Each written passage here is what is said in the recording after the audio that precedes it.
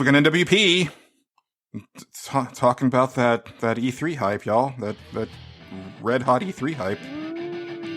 I'm Lil Rick.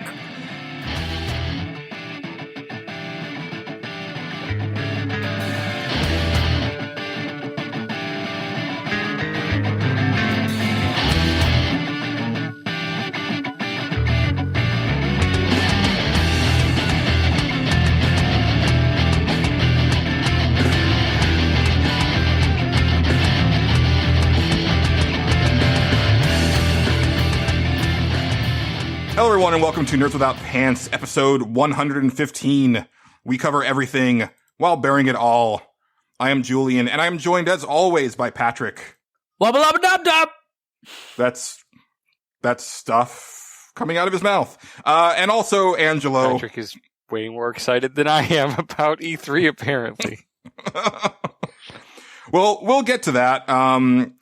It's going to be a normal show format with the exception of Consumption Junction. We're going to slot that out in place of our E3 hopes and predictions because this is our last regular episode before the big show. So that's always like an exciting thing for Nerds Without Pants. It's like the only topical thing that we do in a year, pretty much. It's like that and then our year-end review. Other than that, it's pretty much whatever we want to do to kind of keep the show timeless. But E3's E3. Before we get into that, of course, we've got Stage Select. But before that, just want to do a quick shout out to a podcast that I reviewed recently on iTunes. I haven't done this in a really long time. I haven't been able to listen to as many podcasts as I used to. So it's hard for me to pick up new shows. But this one reached out to me on Twitter, and they're called the Dangerous Minds Podcast. And Angela and Patrick in particular, I think you guys will dig this show. It's about a little subculture that I was unaware of. Patrick's probably aware of it now, but it's the biohacking society. Oh yeah, yeah. I've actually heard I mean, of that. that's been on like Shark Tank, and there's like people who are really into it in Silicon Valley. Yeah. So it's equally fascinating and terrifying because like the stuff that I hear about these people putting into their bodies and stuff is like, whoa, that in no way sounds like a good idea, bud. But it's fascinating that you did it. It's actually like they're coming up with some pretty cool stuff too. And if anybody, we're not going to talk about movies or stuff, but like there's this little bitty movie from WWE Studios. Don't get the wrong idea, but it's called Slight. And it came out a few weeks ago and it didn't do much. It didn't have a lot of buzz, but it kind of in some way involves body hacking and it's pretty cool. And, I suggest people check it out, but I think you guys would like this podcast. They don't seem to update as frequently as like our show and stuff like that. Like they haven't done an episode in almost a month, but it's some pretty interesting stuff. So give them a listen and see what you think. No new reviews or anything this week. So that's going to be it for the little preamble part of the show, which means it's time for the Stage Select.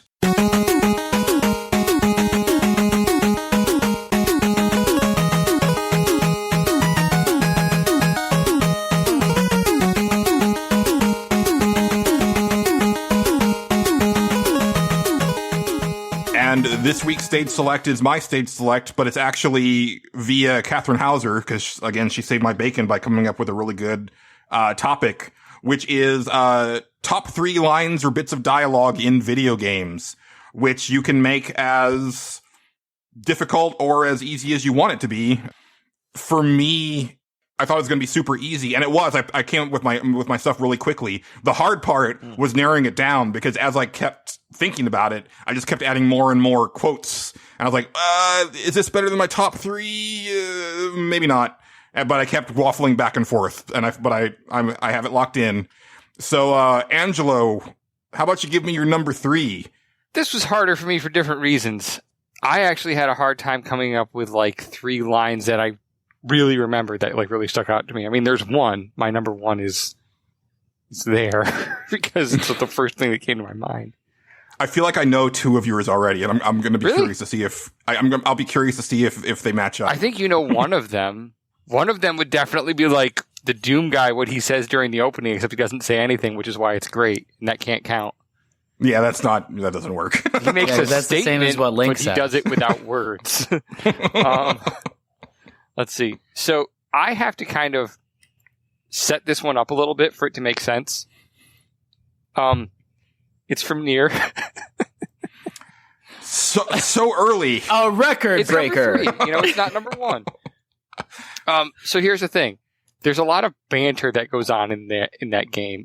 In fact, one of the first things that happens when you turn it on is you hear one of the characters just cussing up one side of another character and down the other in a very creative fashion, to the point where it kind of becomes humorous. And that's Kanye. Not Kanye. Wow. Kanye? Wes? No. I hear he's a genius, though. But she is. I think he got his mind wiped too. So she has like she has a trucker mouth. Wait, now who's this character?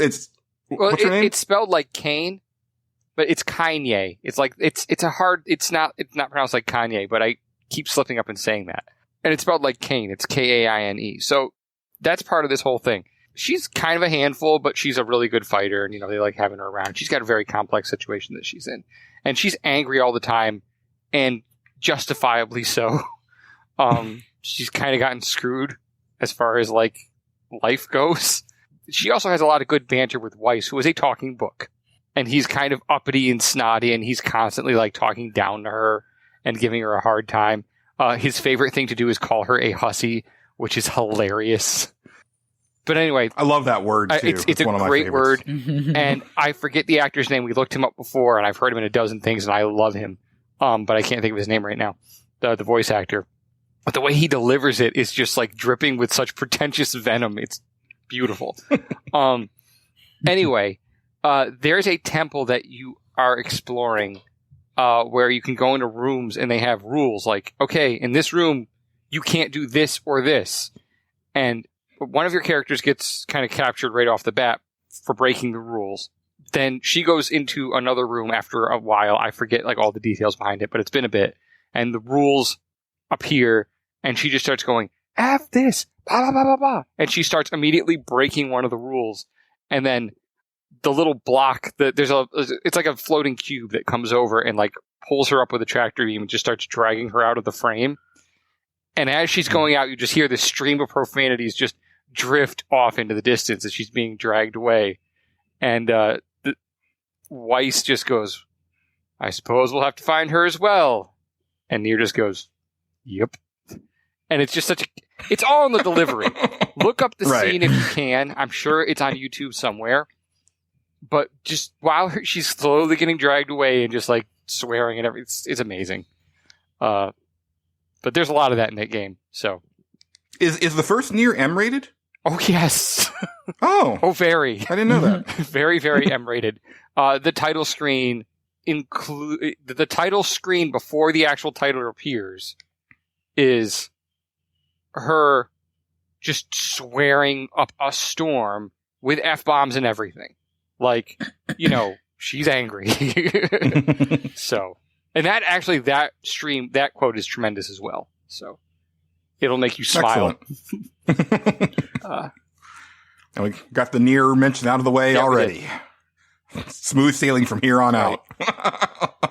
No thief quotes, by the way. Ah, yeah. Sneaky. I mean, he has some good ones, but they're not really like, they're great in context, but it's really hard to do this with them. Yeah.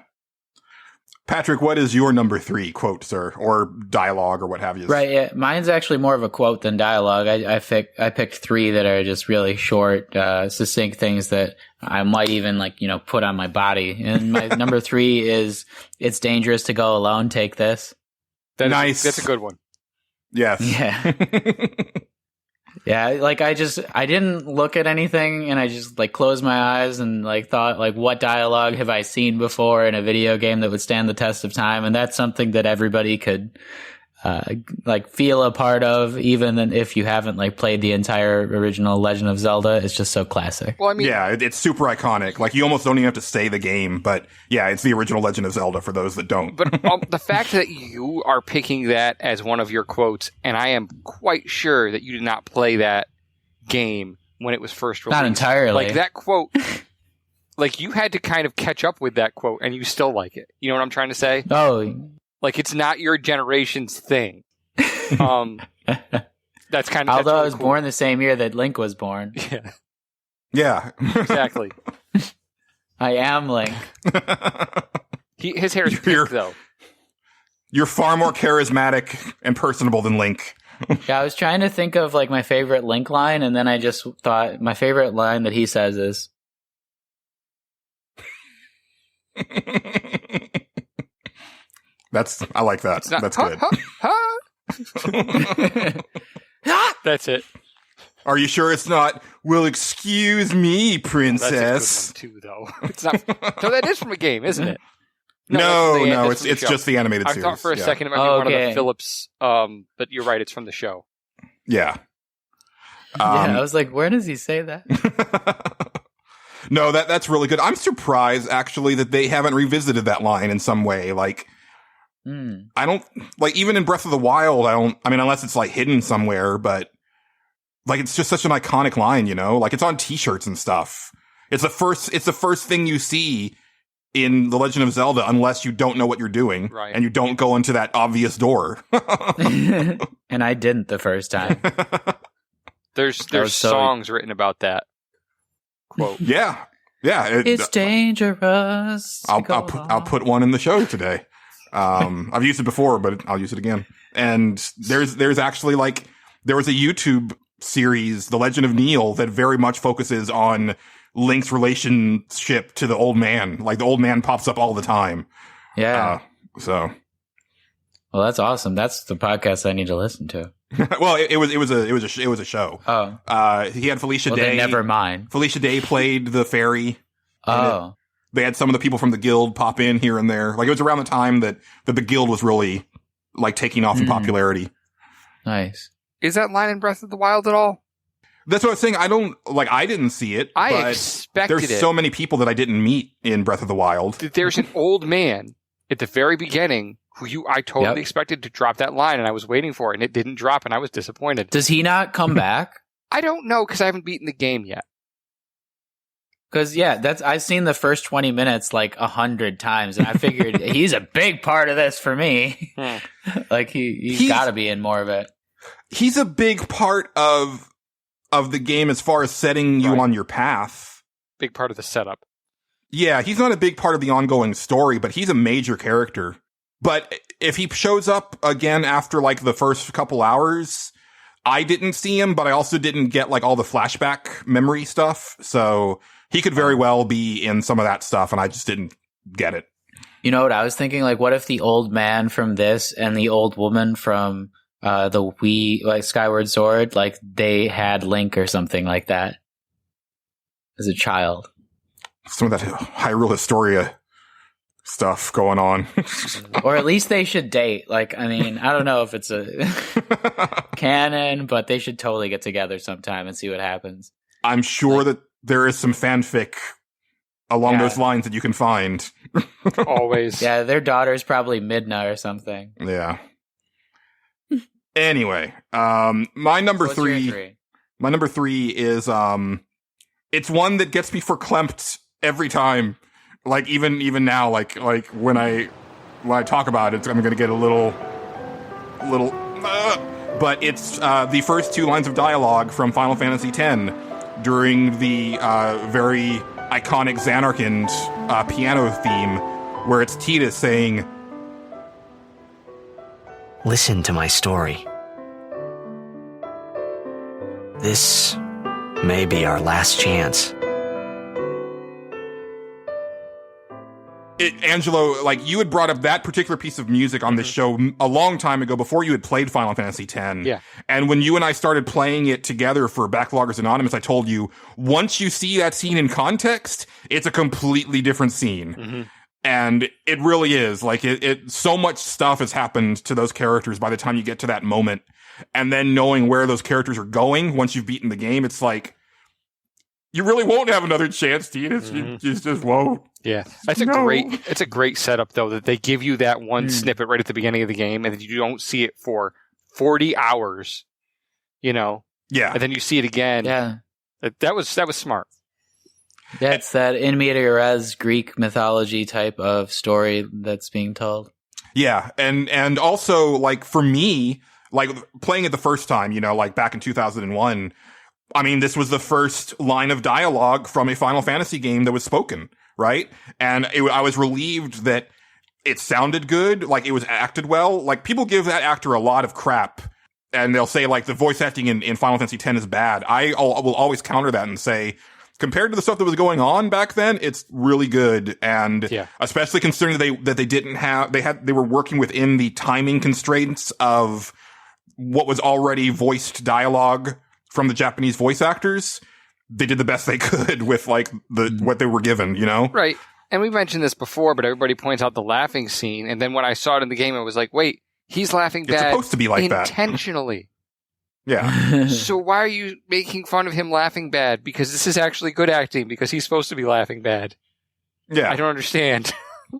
Yeah. Maybe people at the time weren't smart enough to know that. Or... I mean, people still bring it up today, and like all the time. Some of the voice acting is very stiff and very forced, and I just don't think they knew. Like, we are talking about like when this started to become a thing, right? Like we had moved from CDs to DVDs with a lot more space for audio. So now we could really do this stuff. And it was the first time they had done this in a lot of these games, in a lot of these situations. They did not know what they were doing. Yeah. Mm-hmm. And I think, and I could be wrong about this, but I want to say that part of it was that they didn't reanimate the characters' mouths to accommodate the American voice actors. So I think that's changed moving forward. If you look at Final Fantasy X too, which is just like 18 months later, it's a huge difference as far as like the lip syncing goes and the way everything matches up. And I don't think it's because they had better voice direction. I think it's because the animation is actually accommodating the English voice actors, because Kingdom Hearts is the same way. Like it matches up really nicely on Kingdom Hearts. And then of course, moving forward, you look at Final Fantasy 15 and it's like, okay, this looks like they were always speaking English. But I do remember the way that 10's voice acting didn't really shape up, and it was supposed to, because like my friends at my high school were all like, oh man, do you see the way their mouths move when the dialogue's moving? And I just kept looking at it like, but it's not the same words. It's like it was the Japanese, not the English. I'm just going to throw this out there. Like if you ever watch anime, like in Japanese, it never syncs up. Their mouths start moving like a full 2 seconds before you hear any audio. Like, it's that Jackie Chan shit. Yeah. It's always been that way. Like they don't even try. Well, I also don't think that you can tell when actors do this too, right? Like actors, in order to create a good scene, need to play off each other. And I think when they were, in a lot of times when you read about the early days of recording for video games, the actors weren't in the same room. They didn't have the opportunity to play off each other. Like they sat one down, said, here's the script, read your lines, did a couple of takes where they needed to, and then moved on to the next one. And that is part of what makes the acting weak. We'll give it that. It's not bad, but it's weak, in 10. And it got better. They started to learn their lessons to the point where we have characters that can, like I was just talking about, have actual banter where they are literally like playing off each other's emotions in a conversation, and it's convincing. Yeah. And to be fair, I mean, even today, like a lot of voice actors work alone. They don't get to play off each other as much as we would like them to. But that's why Soul Reaver 2 is so good, because they were all in the same room together, all the actors, and like the behind the scenes stuff of Soul Reaver 2 is just glorious. But that's another time and place. Angelo, what's your number 2? All right. So my number 2 is from Portal. Oh, I was already one. Okay. Nope. It's not the one you're thinking of. It's not the one that immediately came to everybody's mind. The line is, the Enrichment Center is required to remind you that you will be baked, and then there will be cake. Now, first of all, that's hilarious, but it is kind of... So this is a time and place type of thing. This was a game that I was watching my then roommate play. And, GLaDOS is slowly being set up as being off, right? And then that line plays, and I kind of looked at him and said, did she just say, you will be baked? And he goes, nah, I don't think so. And then we kept playing through the game, and she got worse and worse and worse. I'm like, dude, she said you were going to be baked. And then at the end of the game, like at the end of that whole intro part, she tries to shove you in an oven. Like a literal flaming thing. That great turn of that character. We're going to talk about good acting and whatnot a lot here. I mean, I can't give enough thumbs up to whoever voiced GLaDOS. Because, Yeah. my gosh, you talk about a nailed character.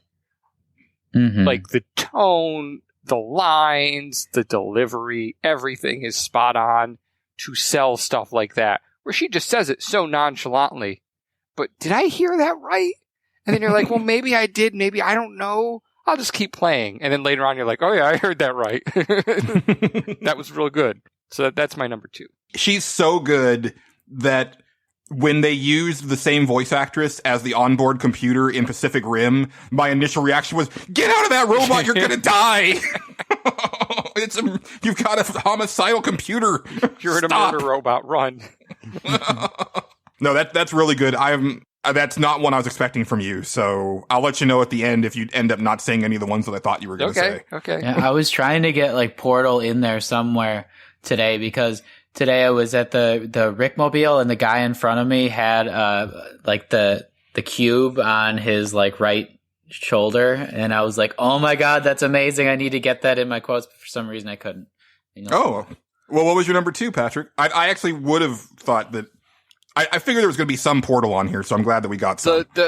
Me too. There is a good one, though, about, like, you destroyed the companion group faster than any of our other test subjects, or something like I forget the whole line, but I remember it's a really good one. Yeah. Well, I mean, it is good, and I'm glad it got in here somewhere, but there's 3, I think. This number 2 one is not as much of a memorable quote as, like, a deep and thoughtful one that's, like, really important to think about, especially in terms of, like, what we do and when we play video games in general. And it's Solid Snake when he says, it's easy to forget what a sin is in the middle of the battlefield. Nice. That is a good one. Is that in 1? Is that in Metal Gear Solid 1? Yeah, I believe it is. That's the way I... Does he say that when he kills Sniper Wolf? I'm not exactly sure when, but I just looked up Metal Gear Solid quotes and I was like, oh, that like the way that I found it was actually, for some reason, Solid Snake is in a bikini for some reason. It says that. So, but I was like, oh no, that is like the perfect, Metal Gear Solid quote, but it is definitely from number 1. It's just not when he's wearing a bikini because Patrick goes to some weird websites, man. Yeah, I mean, you put something in and they just automatically think you want porn. That's what the internet is for, apparently. Yeah. I will say, though, like, Metal Gear Solid, like, all of them are so eminently quotable. There's just so many good lines, like one-liners and monologues and stuff like that. It's not on my list, and nobody, I know none of the listeners picked it, and like, I don't know, maybe it comes up later, but like one of my favorites, and if it does come up, I'm sorry, but is, I love reloading. Yes! From Revolver Ocelot. That was on my short list. Did not make He makes it so sexual, too. He does. Like, doesn't he, like, literally say he's ramming... how does he phrase it? Like, he literally makes reference to the act of inserting the thing into the hole. yeah, it's good stuff. And again, you know, the voice acting sells it, right? Like all of those Solid Snake lines are so great because of the way David Hayter delivers them. And I will say, so like, I apologize to the listeners in advance. I'm going to have to, just by nature of this topic, I'm going to have to ham it up a bit.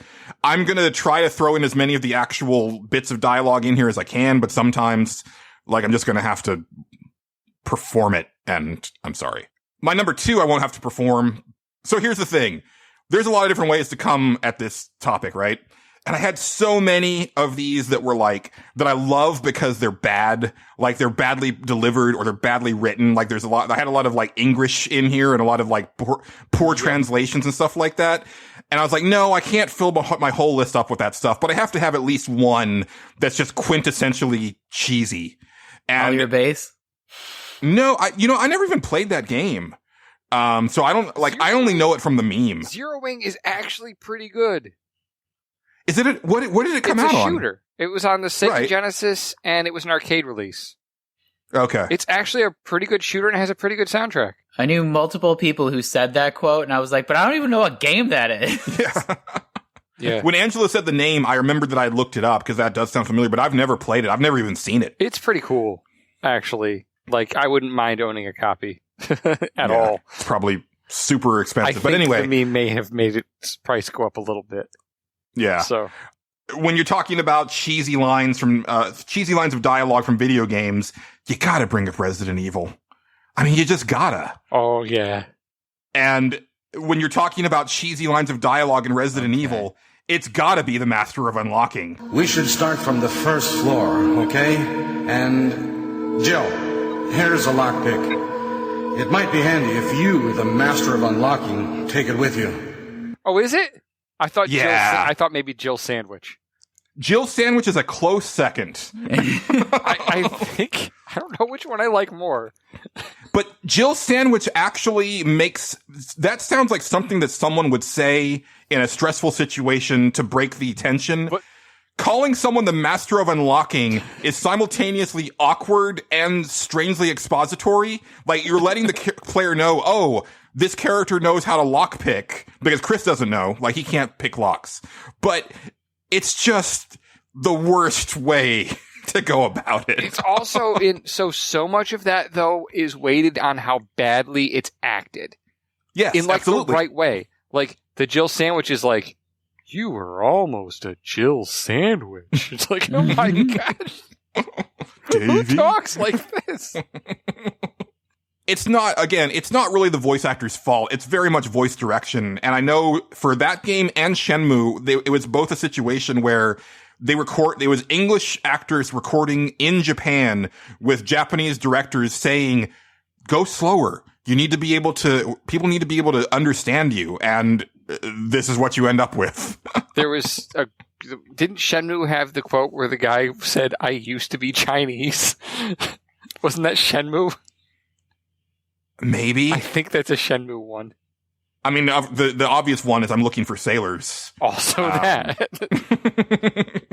Resident Evil holds a special place in my heart. Partly, I mean, I love that cheesy voice acting, but I looked up the bit of dialogue today or yesterday, and I was like, yeah, I can't go back to the original version. I've played that game probably like 10 times all the way through, but if I'm going to play it again, it's got to be the GameCube remake, because I can't go that far back again.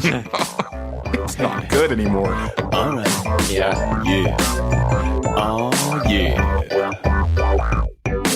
My name is Lee, y'all. I'm straight out of Hyrule. Been on the force of good since 1986. Old school. I'm bringing you a laid-back summertime jam. Hold on a minute, Link. Hey, what's up, old man? I see that you're embarking on another epic quest. You're gonna use your ocarina to rescue the princess, but you'll need a magic weapon that'll never ever miss. It's dangerous to go alone. Take this! Oh, thanks, old man. That is really very nice. I can always count on you for help and friendly advice. Though I've never seen a sword of quite that shape or size. Oh, God, that's not a sword, it's your dick in disguise. Yes, I can lie. I have painted my shrine. Now grab your destiny, if you know what I mean.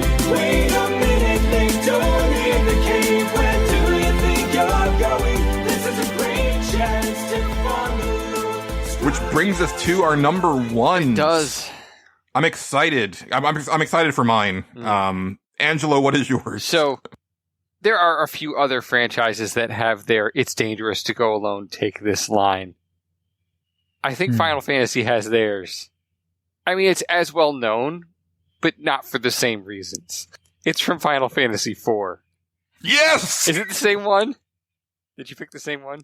Does it start with a U? No, I didn't pick the same one, but no? it's the one that I didn't pick it because I knew you were going to. You did? You spoony bard is maybe the best line I've ever read. That's the one you were thinking of, right?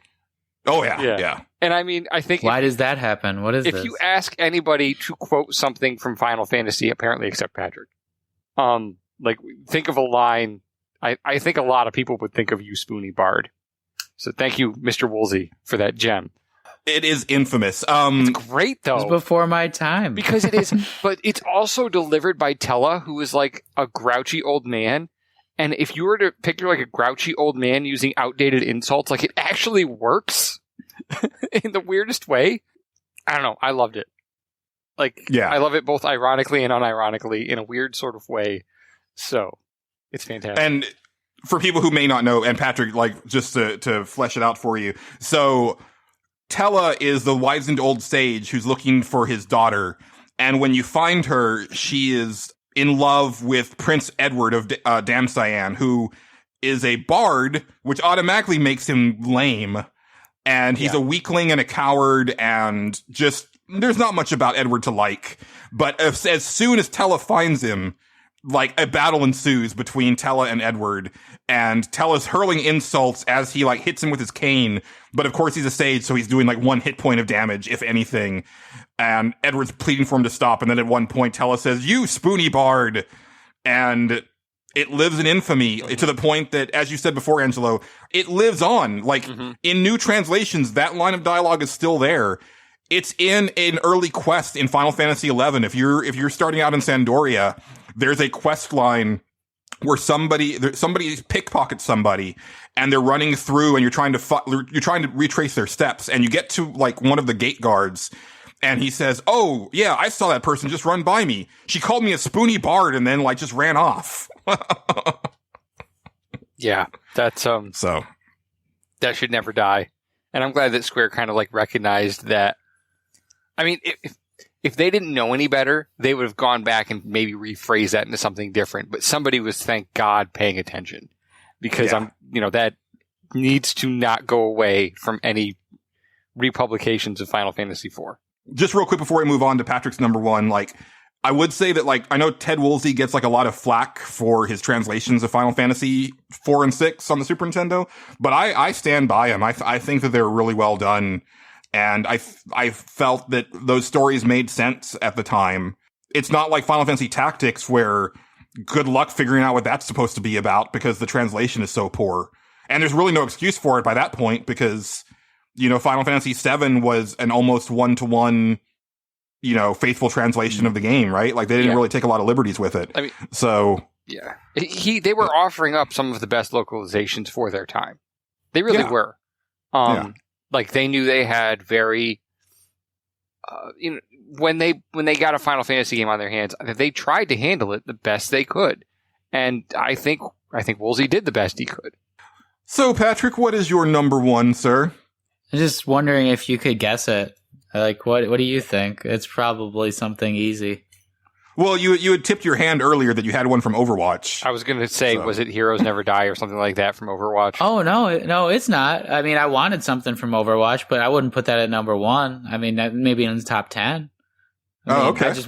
I wanted to put something like Sombra says, boop. Nice. But that should have been Lucio's, honestly. My number one's much more obvious and easy if you think about the general history of video games. Would You Kindly? Nice. Yeah. I'm glad somebody picked it. It has to be. Like, that's the line that changed my idea of what a game could be. So, I mean, everybody knows it. And it's just so wonderful. And it's one of those, I feel like it's one of those, like, secret gamer FUs to, like, normies. At least it is for me. Cause, like, at work, if I have to send, like, a mass email, like asking for something, I always preface it with "Would you kindly?" And then I just, like, hit send. I'm just like, it's like, nobody got that but me. Yeah. I do think it's funny how that game makes a bunch of different statements, and different ones stick out to different people. Yeah. That's really... Yeah, I almost wanted to put, like, it's not even dialogue, so I couldn't put it in, but, like, just text, which is, no gods or kings, only men. Yeah. Like, there's so many different things you could put, but that's a great statement. I was thinking to myself today, that's the world. Well, I think that's a great statement in context, and I've said it a million times. You see that banner as you're going down to the bathysphere, and then the first thing you see once you reach no gods, no kings, only man land is somebody disemboweling somebody else with a giant pair of fishhooks. You know? Yeah, that's a perfect way to describe it. It's amazing. I have such, like, I have conflicted emotions with BioShock, because, like, there's parts of Andrew Ryan that I'm like, yes, yeah, I am nodding my head at this. Like same thing with, like, the end boss in Metal Gear Rising, where I'm like, you're kind of winning me over here with your plan. Like, you're going batshit crazy in the execution of it, but I'm kind of with you on part of the philosophy. Yeah, I like him a lot. Yeah. What was his name? Senator? He was a senator. I forget the name, but yeah. Senator, I will never play you on hard mode again. There was another one where I forget in BioShock the guy's name, the art dude, right? Where Sander Cohen. He's like, he says something about like, my muse is such a fickle bitch, and I'm like, man, yeah, I she relate is to that. I think everybody relates to that, but he just goes, he's also insane, and like his outlet for that is not okay. But like just that frustration of, I have this thing in me that I want to let out, but it's not coming out right. Where's the inspiration? Why isn't it coming to me now? It came to me in the car ride on the way to work. Now it's 8 hours later. Where did it go? That's really frustrating, you know? Yeah, so. So frustrating that Angelo thinks about encasing people in plaster and then hitting them with a wrench.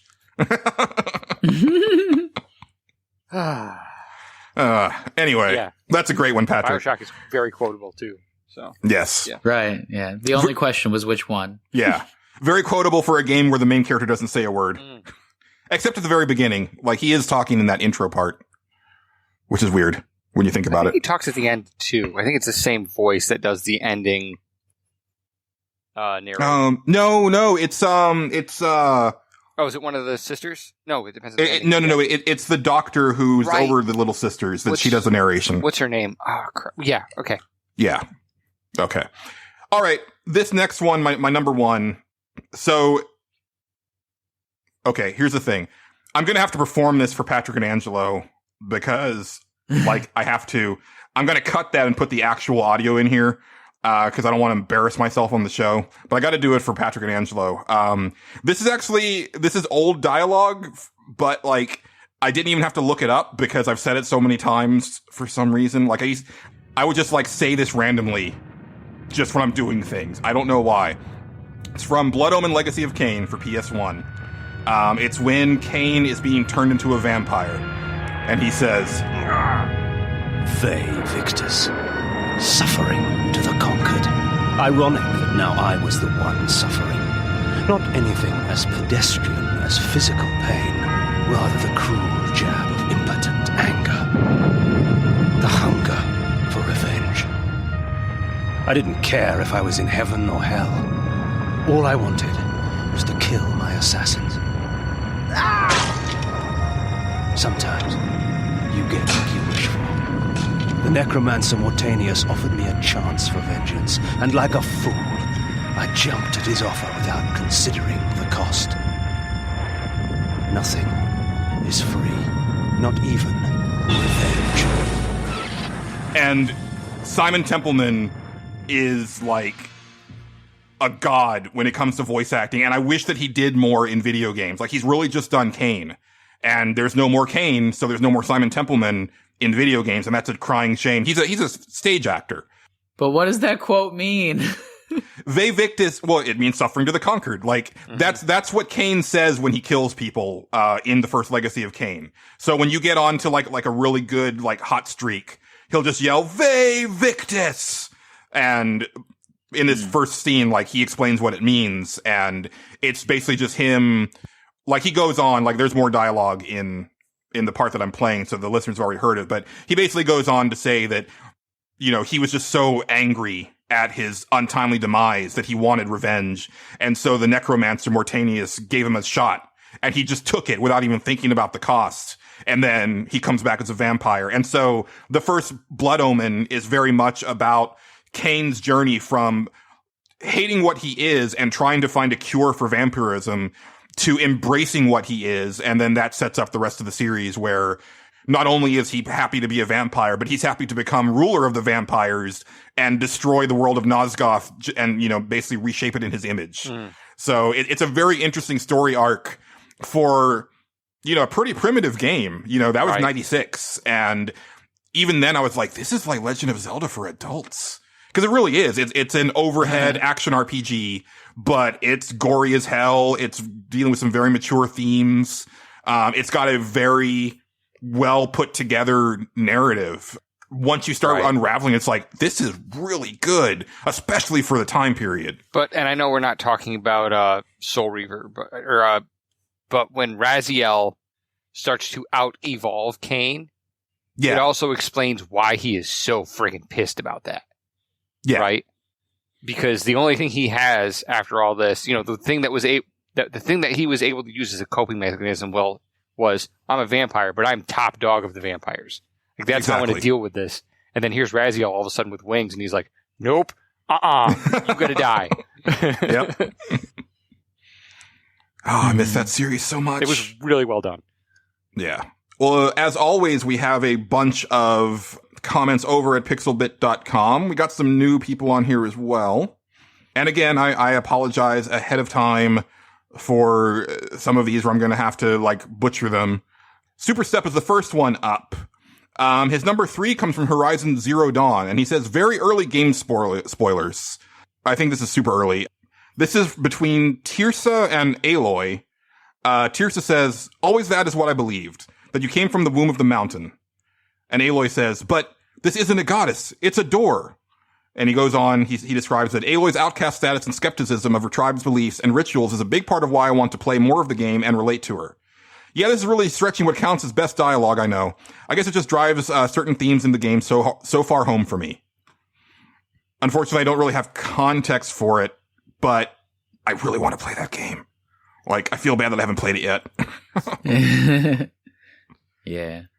We're not going to go into what we've been playing, but I just tweeted it before we started recording that I'm really enjoying playing Final Fantasy XIV again, but it sure is eating into my other game time. I should have finished Mass Effect by now and probably near that other game, that other one, Mass Effect? No, the new Nier. The new one. Oh. Yeah, I thought you meant that other one. No. Because you don't want to talk about Mass Effect. Nier Automata. No, that Nier game that I can't pronounce the name of, and everybody makes fun of me. Shut up. Automata? Automatic? Automata. Anyway. Is it Chelsea or Kelsey? Chelsea Clinton? Moving That's on. some outtakes from Rush Hour. Oh my word. Patrick, you'll enjoy this one. Super Step's second one is from The Last of Us. It's obviously between Ellie and Joel because they have all the best dialogue in the game. Ellie, back in Boston, back when I was bitten, I wasn't alone. My best friend was there, and she got bit too. We didn't know what to do. So she says, let's just wait it out. We can be all poetic and just lose our minds together. I'm still waiting for my turn. Joel says, Ellie. And she goes on to say, her name was Riley and she was the first to die. And then it was Tess. And then Sam. Joel says, none of that is on you. And she says, no, you don't understand. And Joel says, I struggled for a long time with surviving, and you, no matter what, you keep finding something to fight for. Now, I know that's not what you want to hear right now, but I'll be honest. And then Super Step goes on. He says, I'll be honest, this does not stick out to me as much as when I actually played The Last of Us. But as someone who has suffered from depression and guilt in the past, I recognize it as some powerful stuff when I was looking this stuff up online. Every bit of dialogue between Ellie and Joel is super powerful, and that's probably my favorite Naughty Dog game. Well, I mean, I haven't played all the Uncharted's, but it's the best one. I know what I like enough to know that that would be my favorite. It's just They're so the well fewest done. number of moving boxes puzzles. Oh boy. It's more about sneaking behind creepers and stuff. Yeah. Clickers, I mean. And their performances are just so damn good. Mm-hmm. Even if Joel doesn't sound like anybody that I know in Austin. And the giraffe. The giraffe is really good too. After so many hours, you get the giraffe. Super Step's number 1 comes from another game that I haven't played, but it's from Double Fine, so there has to be a Double Fine game in this segment at some point. This one is from Psychonauts. Raz, they stole Dogen's brain. And then a typical response from other characters. No, he's just like that. And Super Step says, this dialogue stands out to me because it's recurring and makes me laugh. But really, this game's dialogue is probably my favorite of any video game. It cracks me up. Now, if I can only get past this damn put on the right play level, I'm so glad this is on PS4 since my PC copy bugged out all the time and wouldn't recognize my 360 controller. And I always hated that it was the one kiddie game I actually wanted to play for GameCube. Only it wasn't on GameCube. Nice. Very good. Man, that's a game I've had for like 8 years, and I still have only played like 10 minutes of. Yeah, it's on my pile. Like, no, I don't even own it. It's on my real big pile of shame that I've never even picked it up. I wanted to get the VR experience for it that came out not too long ago, but I was like, I don't know if I'm going to enjoy this not having any of the context for the characters. Speaking of Double Fine games, there's another one that's pretty quotable. Brutal Legends? Yeah. Brutal Legend? I was very close to God. putting Brutal Legends. Uh-huh. Yeah. I can't think of anything off the top of my head, but there's some great lines in that game. So great. Mm-hmm. Next up at Pixelbit is our new member, Tyrone Swift. Number 3 is great. A boy Tyrone. Number 3 is so great. The president has been kidnapped by ninjas. Are you a bad enough dude to rescue the president? That's fantastic. I actually played that game. I didn't own a copy. I borrowed a copy from a friend of mine. But Bad Dudes is a bad game. It is not a good game. But that opening scrawl is so ridiculous. Is it a bad game or Yes. just an okay game? I feel like it's an okay game. Like, because is Kung Fu bad? Because it's like right up there with Kung Fu as far as Kung like the Fu way you is play it. Early enough that it's excusable. Bad Dudes is like it's so weird. Like if you charge up your punch and you actually connect with somebody, that the damage actually travels straight across the screen and will deal that damage to anybody on that line. But if you whiff that punch, it doesn't hit anybody. Like it doesn't make sense. Like there's some broken aspects of that game. It's real weird. But let me just state for the record that you get to fight Karnov as a boss. And that's pretty kind all of right. Okay. So bad games can have moments. It doesn't necessarily make them good games. Fair enough. They got made for some reason. I mean, like, we're talking about Data East. They made freaking Trio the Punch. Have you ever seen that circus? What? No, what is this? What? Oh my word. It's a Data East arcade game that is a freaking acid trip. Like, just go watch somebody play through that circus. It is something to behold. What am I looking at? Yeah. You're looking at Trio the Punch. Why is it? Trio? All right, I'm gonna have to look at a video of this later on because I'm seeing stuff that I dig. Watch a long play though, and make sure you're not in any sort of altered state because it's like you're already there. Excellent. Eat these mushrooms right now? Pretty much, yeah. I mean, that's the game. All right. We should have an entire episode on shrooms. No, absolutely not. Well, you could be my babysitter. We already are. What is happening right now? What just... You bring up psychedelics and it's going down. I should have Angelo. known better. Moving on. Tyrone's second quote is from Garrus to Commander Shepard in Mass Effect 3. James told me there's an old saying here on Earth. May you be in heaven half an hour before the devil knows you're dead. Not sure if Turian heaven is the same as yours, but if this thing goes sideways and we both end up there, meet me at the bar. I'm buying. Nice. Garrus is just I like a delight. He's so good. And I've said this before, but like all the people who complained and whined about the ending of Mass Effect 3, I don't know why they feel that like they didn't get what they wanted, because like for me, it was all about closure with all of those characters, and moments like that in that game is what defines it for me. It's not like whatever happened in the last 5 minutes of the game was pretty much immaterial for me. It was all about my last moments with all of those characters that I'd grown to love over 3 games. So, and Garrus is one of the all-time greats. Tyrone's number 1 is another one from Metal Gear Solid, Patrick. This is actually from Sniper Wolf, talking to Solid Snake. And she says, I finally understand. I wasn't waiting to kill people. I was waiting for someone to kill me. A man like you. You're a real hero. Please set me free. And then cue Otacon crying, because that I always remember that from that scene. And Tyrone goes on to say, this was the first time off the top of my head that I felt awful about killing a bad guy in a video game. And I choked up listening to it again. This entire scene holds up so well. Not graphically, but from a writing standpoint, it's amazing. Really? Because I really felt bad about killing Eggman, and because like when you hit the top of that thing at the end of the level, like all the bunnies pop out, and it's just like I wanted to keep them. All right. Casey gives us a trio of quotes from GLaDOS from the Ace Attorney games. Number 3 is, "A bet's only good when your life's the ante." Number 2, "Men that are trapped by the chains of maybe can never reach their dreams." That's so Japanese. That's a fortune cookie, dude. Right. It really is. Great, though. Like, that's making me think. Number 1, Casey says, "This happens when blood starts dripping from his eyes.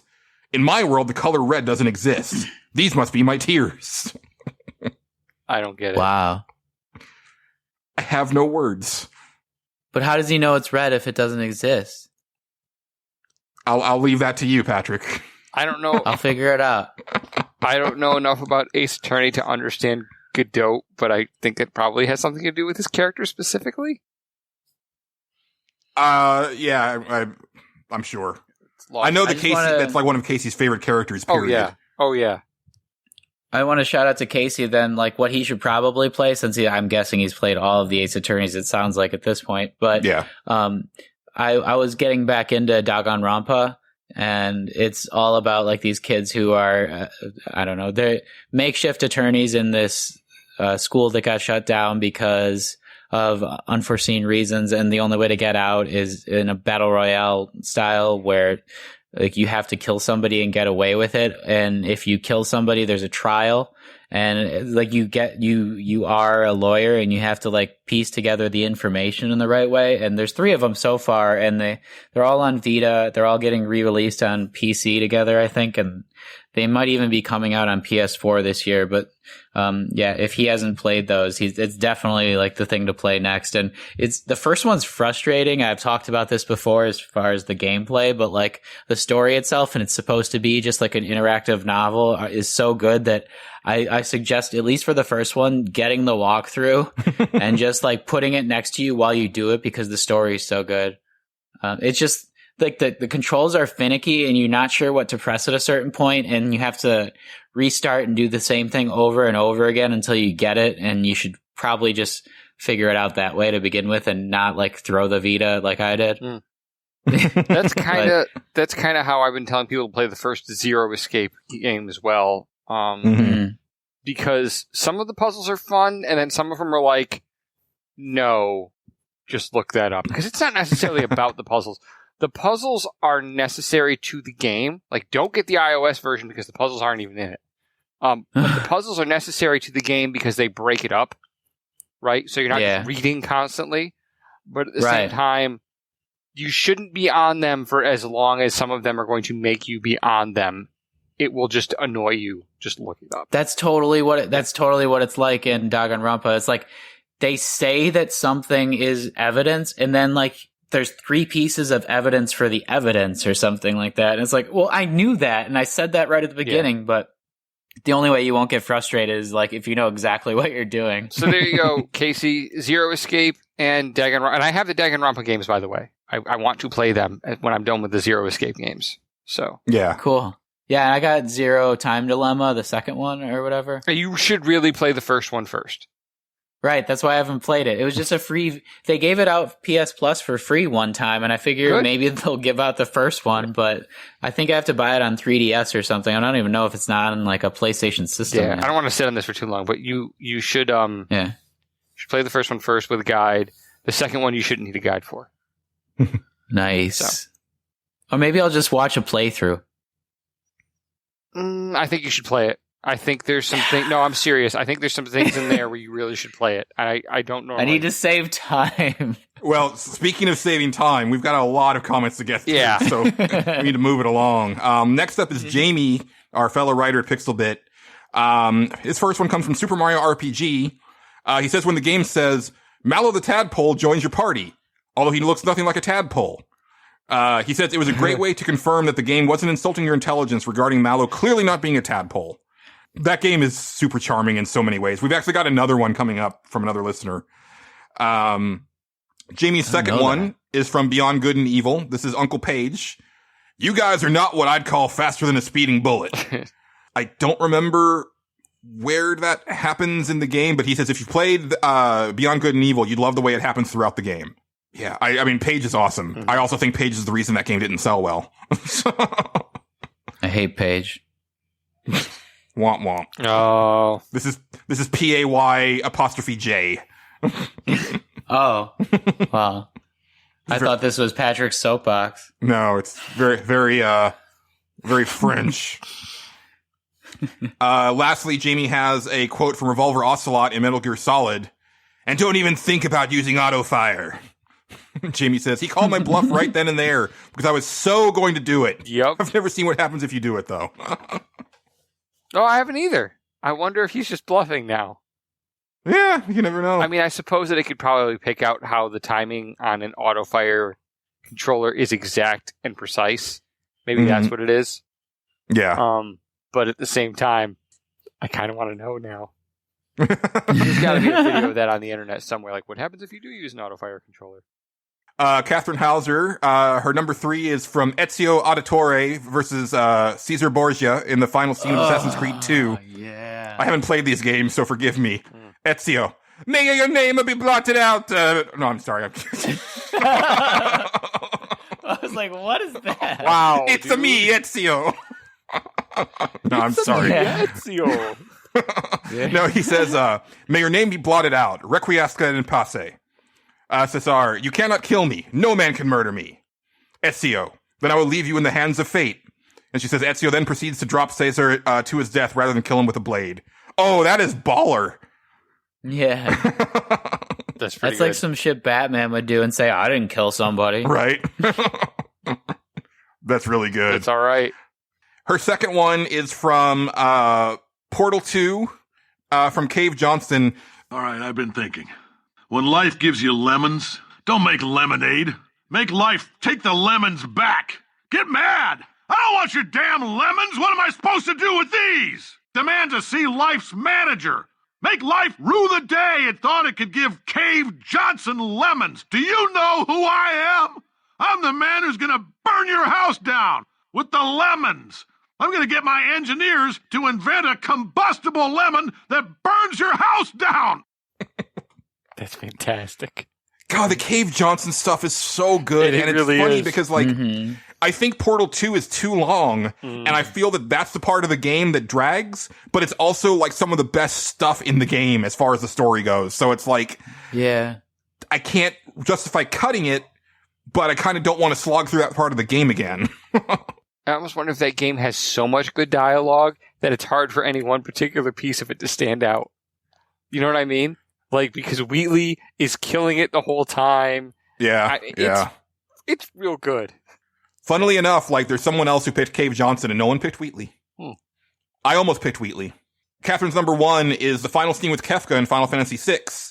Kefka says, and did you find all your somethings in this broken world that just won't die?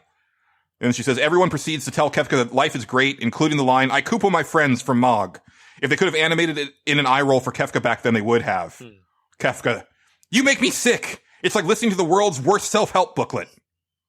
Woolsey. Yep. Yep. See, I thought they were just going to have, she was going to say like 6 minutes of Kefka laughing.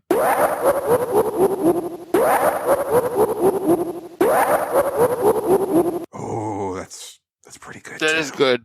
Kefka has some great lines. You know what else? There's another one where he's going on this huge rant. I forget what it was. It's right in the beginning when he's... oh, we've got it. What's that? We've got it. When he's trying to hunt down Edward? Yeah, we've got it. Okay. I'll leave this alone because I love that line. I actually forgot about it, or it might have made it in the top 3. Michael117, his first one comes from Naked Snake to Paramedic in Metal Gear Solid 3. Paramedic says, Snake, look at your body. Yep, looking good. Not there. Then where? You have leeches all over your body. That's great. It is great. I love the fact that the apple does not fall far from the tree when it comes to Solid Snake and Naked Snake. Yeah. You know, just like being suave mother effers when it comes to talking to the ladies.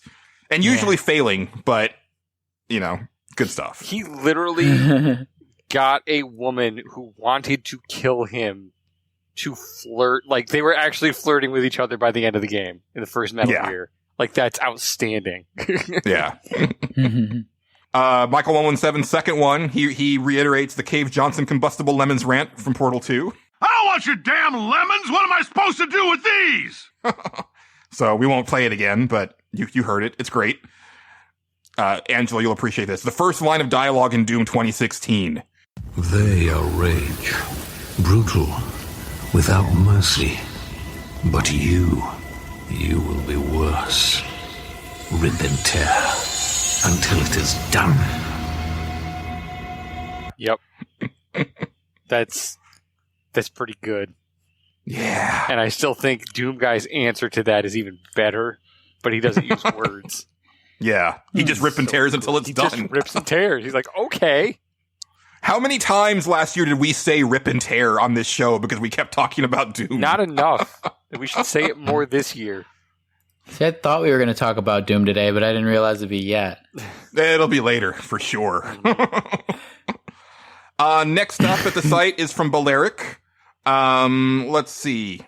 Number 3 is from Medal of Honor Frontline. It says, and when he gets to heaven, to St. Peter he will tell.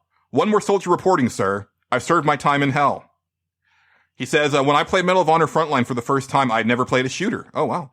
And my breath caught a little when the screen went dark, and these words in white came on the screen. Slowly it transitions to the opening scene of Saving Private Ryan. It was a very striking moment in storytelling for me. I'm still an RPG guy at heart, but I'm willing to branch out because of Medal of Honor. Nice. I beat that game as well. It was one of the first shooters that I beat, and I think it was the first Medal of Honor. Then I wanted to play like all the Medal of Honors, and I realized that they were pretty much all the same. But like I also didn't remember that line of dialogue because at that time everybody was doing that beginning Normandy scene, you know? Right. So like it's great, but it's awesome that that's the one that stuck with him, you know? Yeah. Because the Normandy scene is iconic, and if that is iconic with the scene, like that's definitely got to be in your top 3. Yeah. Yeah. The only thing I would say is that maybe that's the first time that's appeared in a video game, but that quote's been around for a while. That's what I figured. Yeah. Yeah. Is it like a famous poem? It is. It's actually called The Soldier's Poem. I could look up who wrote it. But I think there's value in the fact that that was the first time that he heard it, and it stuck with him, and it don't want to diminish that because that is a cool thing. It's just yeah. It's easy to diminish now because there's so many people who've tried to portray it. That's the only thing we're saying. Right, you know? but I mean, not that we want to. I think there's something to be said about like as you get older and you start to try to experience more media and you kind of go back. You start to see like, oh, that's where that came from. I've been doing that lately where it's like, I'll watch an old movie or I'll read an old book or something and I'll be like, that's where that quote comes from. You know, it's like, I've heard this so many times and like, I finally got the context for it. That's awesome. You know, like that's what South Park was referencing, or that's what Simpsons was talking about. Right. You know, or this iconic scene that like, I feel it, I know, but I've never actually seen the original, you know? Well, like a good example of this is one of the quotes that came to my mind was the Duke Nukem quote from the very beginning of Duke Nukem 3D, where he says, I'm here to kick ass and chew bubblegum, and I'm all out of gum. And I didn't know that wasn't an original quote from that game until years later when I saw Evil Dead. That's what it was from, right? Evil Dead? They Live. Okay. It was one of those. Yeah. Campy. Those sort of movies. And I was just like, oh, that's cool. Discovering them in reverse is also fun. Yeah. So. And then you realize, oh, Duke Nukem was just ripping off a bunch of shit from stuff that I hadn't experienced yet. At least half of it, yeah. Yeah. Baleric's number 2 comes from Fallout 3, and he says, Dear Julian, I don't expect you to read all of this because it's a lot. And I'll actually throw the audio in, but it's the war never changes monologue from Fallout 3. War never changes. Since the dawn of humankind, when our ancestors first discovered the killing power of rock and bone, blood has been spilled in the name of everything from God to justice to simple psychotic rage.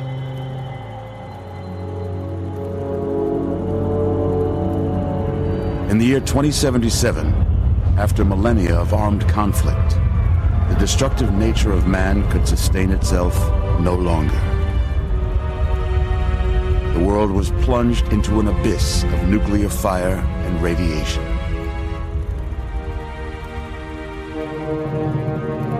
But it was not, as some had predicted, the end of the world. Instead, the apocalypse was simply the prologue to another bloody chapter of human history. For man had succeeded in destroying the world, but war never changes.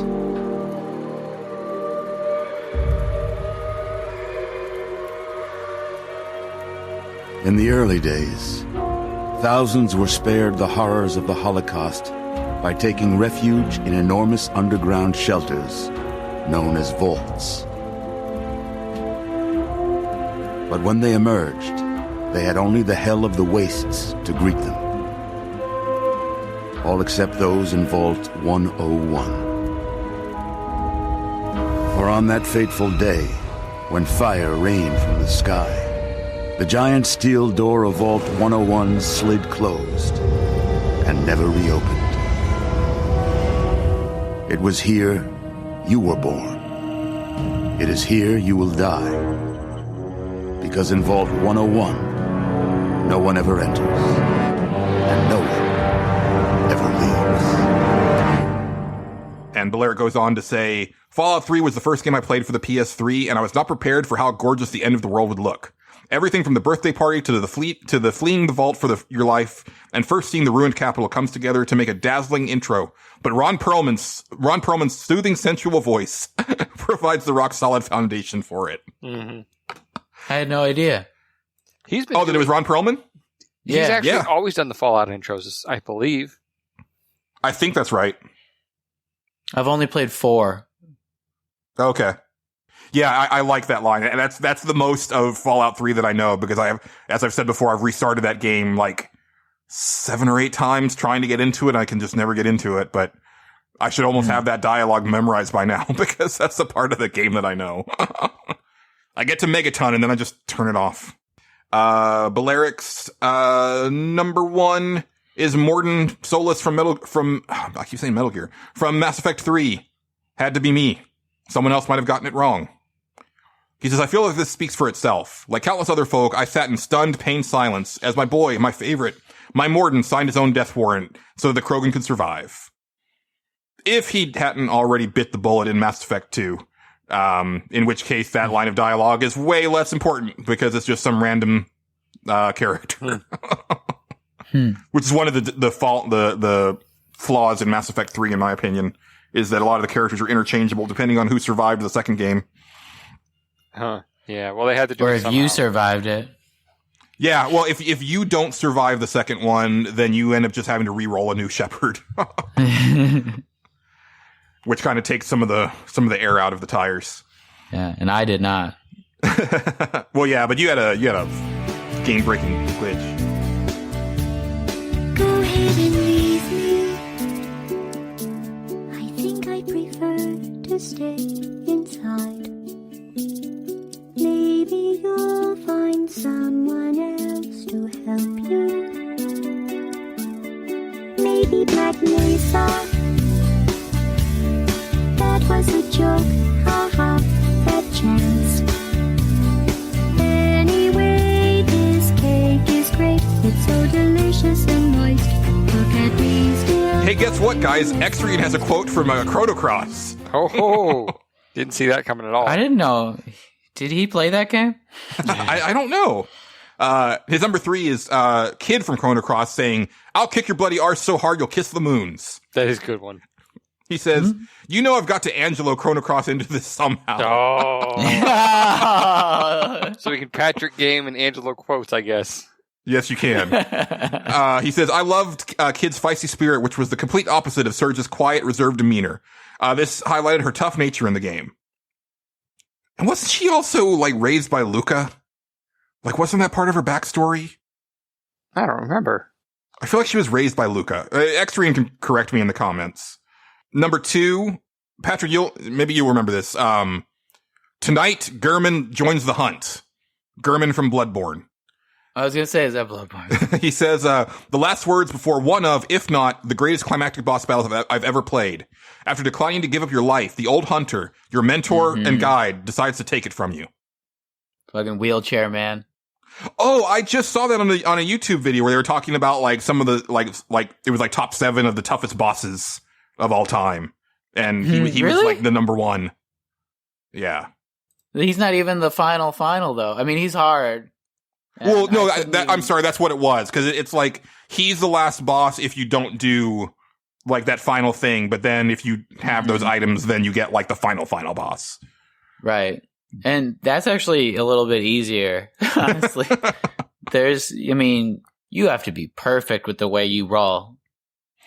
Well, and as we've mentioned many times, Patrick is perfect in the way he rolls on all video games.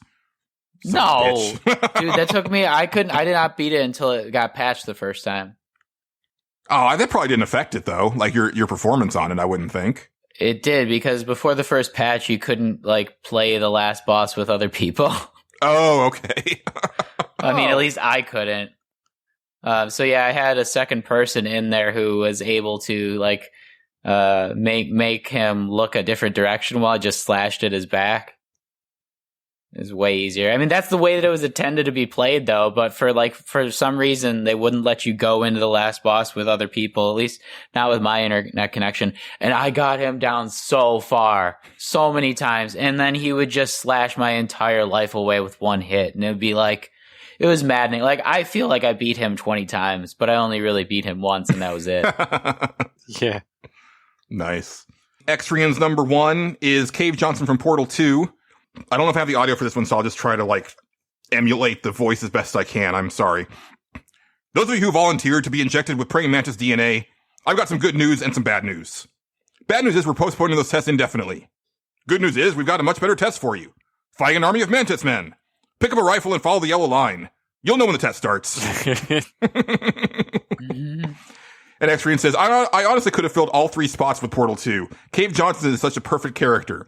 His lemon speech was great, along with his twisted Professor Farnsworth from Futurama-like enthusiasm. I hope to play a Portal game set in the past to see his glory days. I don't want your damn lemons! What am I supposed to do with these? I had almost forgotten how much I loved Cave Johnson until tonight. Yeah. I gotta play Portal 2 again. Yeah.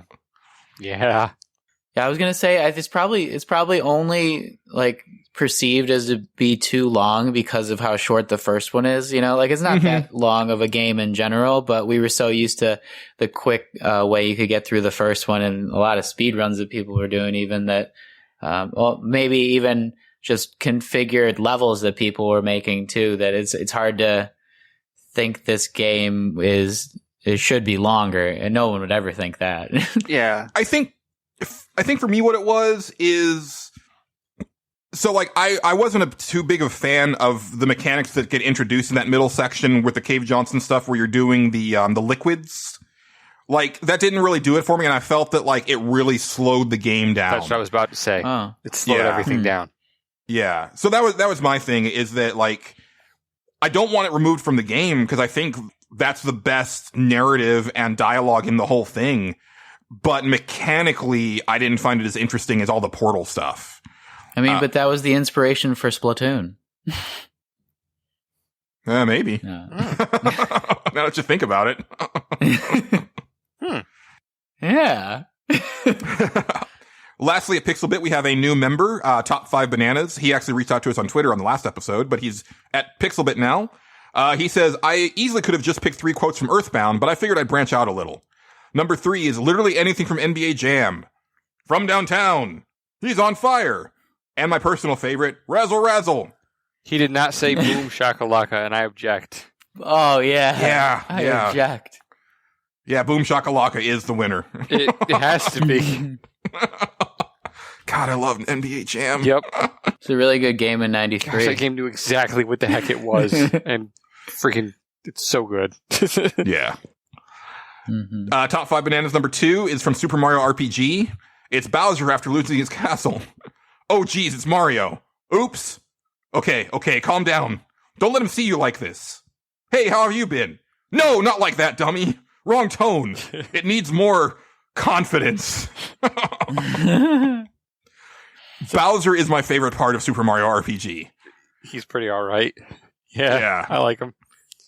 And I think that's why I really need to play Bowser's Inside Story on the DS. I think it was a DS game.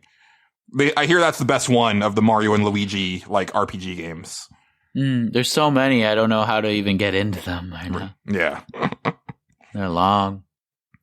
Top 5 bananas number 1 is from Earthbound. Sailor to Ness after you defeat the Kraken. I also helped. I threw my slippers at the beast. Maybe you didn't notice. And then he says the Lifetime Achievement Award goes to Toad and Super Mario Brothers for thank you, Mario, but our princess is in another castle. That's Yoshi. No. Yeah, no Yoshi. And then real quickly, over at Twitter, at NWPcast, we got a couple here. Digital and Dice chimes in with 2. They're on Twitter at Digital and Dice. War never changes from the Fallout series. And war has changed from Metal Gear Solid 4. Yep. It's so conflicting. To which I said, I saw what you guys did there. That's pretty good. We got these from Krusty Lemon at rhexus. Let's see. First one comes from Kefka in Final Fantasy VI. Phooey. Emperor Gestalt stupid orders. Edgar, you pinhead. Why do you have to live in the middle of a stinking desert? I love this. These recon jobs are the pits. There's sand on my boots. Yep. That's it. Yep. I love that block of quote he just did. I love that. That's the first you see of Kefka, isn't it? That's his intro. Is it? I feel like it is. If not, it's the first time that he has like any large amount of dialogue. And it's the first time you hear him laugh. So that's very possible. But yeah, like just that whole rant and ending with "and there's sand," all capital letters, in my boots, all capital letters. Yeah. And then those soldiers kind of like scrambling to take care of that. Yeah, I think you're right. His next one is from Final Fantasy V. It's Gilgamesh saying, enough expository banter. It's time we fight like men. And ladies. And ladies who dress like men. For Gilgamesh, it is morphing time. I have not played enough of Final Fantasy V to remember that. I know that Gilgamesh is like, he's like the Ultros of Final Fantasy V. Like, he just keeps like being a thorn in your side through the whole game. I really want to play 5. I've heard the job system in there is fantastic, so. I've never been able to stick with it. I've tried that game so many times, and I always tap out around 10 to 15 hours into it. Yeah. I mean, the furthest I've made is like 25. The story isn't very strong in that one. Like, it doesn't really carry you along like it should. Yeah. And I mean, I'm sorry, I know what they were going for. Like, they were going for I think they were trying to make an anime video game. Like, I think they were trying to nibble at Dragon Quest a little bit. It's very mechanics heavy too, like compared to 4 and 6. I just mean, like, I think what they try to heavy on the mechanics, very light on the story, and I think it needed both. Yeah. You know? Yeah. Lastly, from Krusty Lemon, this one comes from Final Fantasy I. Garland saying, no one touches my princess. Light warriors, you impertinent fools. I, Garland, will knock you all down. Which I remember, like, once I got to that last line, I was like, oh, yeah, I remember that. As soon as you said Garland, I knew exactly it was going to be, I Garland will knock you all down. I knew that was coming. Like, freaking, yes. Okay, good job. Well done. It's like it's so bad it's good. Yeah. Lastly, Philip at PK Becker says, I haven't really taken the time to think about lines of dialogue. I would use Would You Kindly a lot. BioShock is just full of awesome writing, though. And we covered it, but yeah, I like the fact that I'm not the only one who has used Would You Kindly, like, you know, like in some sort of communication with someone just to kind of stick it to people. My man, PK. There we go. Thank you, everybody. That's it for this stage select. I know it was probably a little more challenging than some. Angelo, I thought for sure that you were going to pick What is a Man? A miserable pile of secrets. Oh, how did I forget that? It just slipped my mind. It really did. No, that would have been there. I thought you were going to pick that. I thought you were going to pick Spoony Bard, and then I thought you might pick They're Bouncing, because you mentioned that so many times. That's a good one, too. I don't know if that's a top 3, but that's top 10 for sure. Yeah. What were those two from? They're Bouncing was from Tales of Vesperia. Yep. And the first? Oh, sorry. The first one was Dracula in Castlevania Symphony of the Night in the intro level. I do love, okay, I love that quote. That would have been, which one would I have cut though? Well, it's done and dusted, but that's what I had guessed. Anyway, Thank you, everybody who commented at Pixelbit and tweeted at us at NWPcast. That's why we love to do this. Patrick, it's your turn for the next stage select topic. What have you got for us, my friend? All right, so I think today's the perfect day to do this stage select, especially with like America pulling out of the green climate change thing. but yeah, I think a lot of people on their toilet paper have a certain president, and I was thinking like, what characters are on your toilet paper? Like, what would you wipe your own ass with? Who are the absolute worst characters that you know? And it's like, maybe it's just one person over and over again, like Donald Trump. Or maybe it's like, an entire series of characters that you hate and you can just name them off one by one. But I'm not looking for, like a whole description about, like an entire series or anything like that, like a top 3 or top 5. I'm just looking for, a list of people that you would see as you roll down that paper and put it up your butt.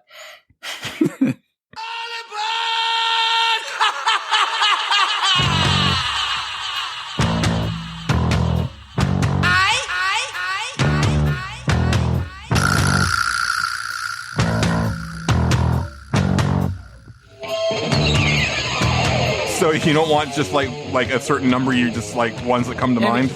I mean, it could be, maybe it is just one person you see over and over again, and you want to go on a diatribe about like why you hate the president at the end of Metal Gear Rising or something like that. It's really open-ended. Like, what's on your toilet paper? Everybody's shit's different, so is their paper. Okay. Well, listeners, get thinking on that. You've actually got quite a bit of time because with E3 coming up, our recording schedule is going to get a little wonky for the next month, really. So I'll let you guys know when we need to expect those, because we're going to be doing some E3 specials. And then I think the one after E3 is just kind of going to be like a catching up type of episode. So you've got plenty of time to think about which video game characters would be on your toilet paper. Yeah, do like the thinker while you're on the pot, Like, I saved this for a time when people had a long time to think, because I've had this one queued up since we first started Stage Select. I really want to know. Also, the views of Patrick do not necessarily reflect those of Nerds Without Pants.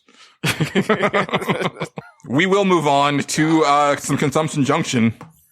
I was making a silly joke. That's all I was trying to do.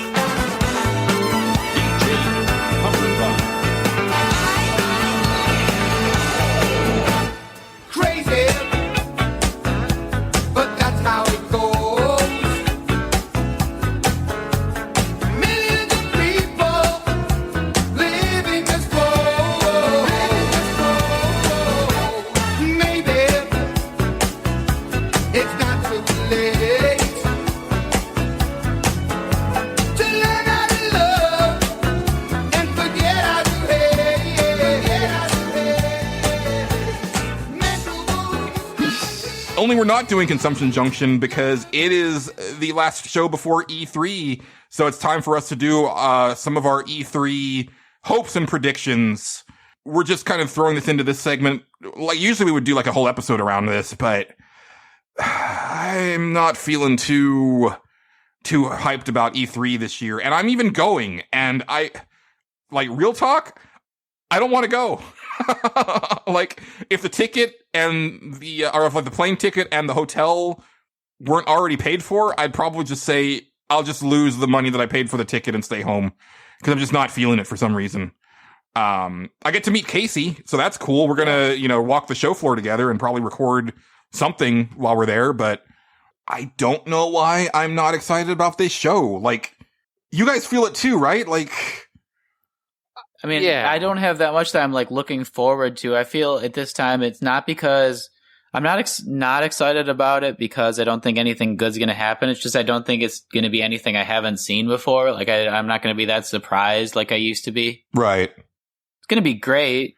I think we also got spoiled because the last couple years had been like really good as far as like knocking us for a loop, Right.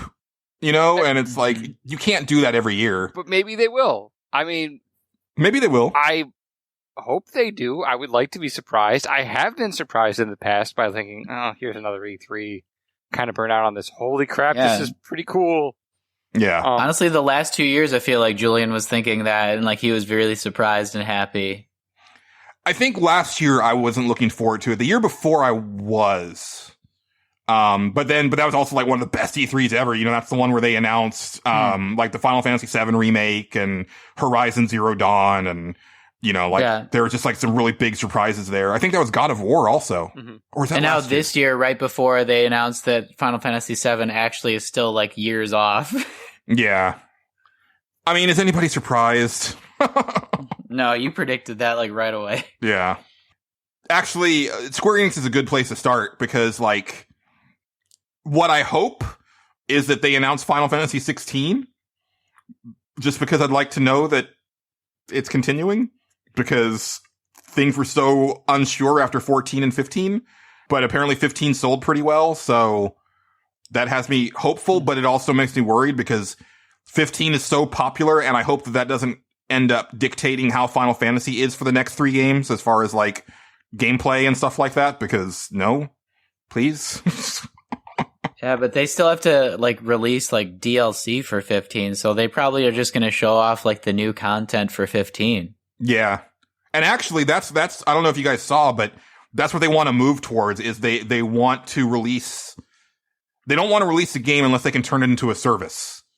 Which scares the crap out of me. Like, you know, they want to make it to where, like, you know, you're playing this next game for years, you know, and buying new stuff for it. And no, just give us a good game. In some ways, that's kind of like nice for me though, because like I feel burnt out on like going out and buying like the next new game every month or two. Honestly, I haven't bought a lot of the new games just because I'm like, I have all these old games still, but I have been more likely to buy like a season pass of a game that I already bought, even if I'm not playing it yet. Like I bought the Final Fantasy 15 one. As much as I hate that kind of a deal, it's kind of nice to know that like the thing that I've already played is going to be built upon. So I don't know. Yeah, I'm torn. But, like, do you care about the stuff that they want to add? Because they want to put in, like, a character creation mode and multiplayer crap and... Yeah, no, it depends what. Like, but if it's, like, Godfather Part 2 versus Part 1, like, yeah, I want to see Part 2.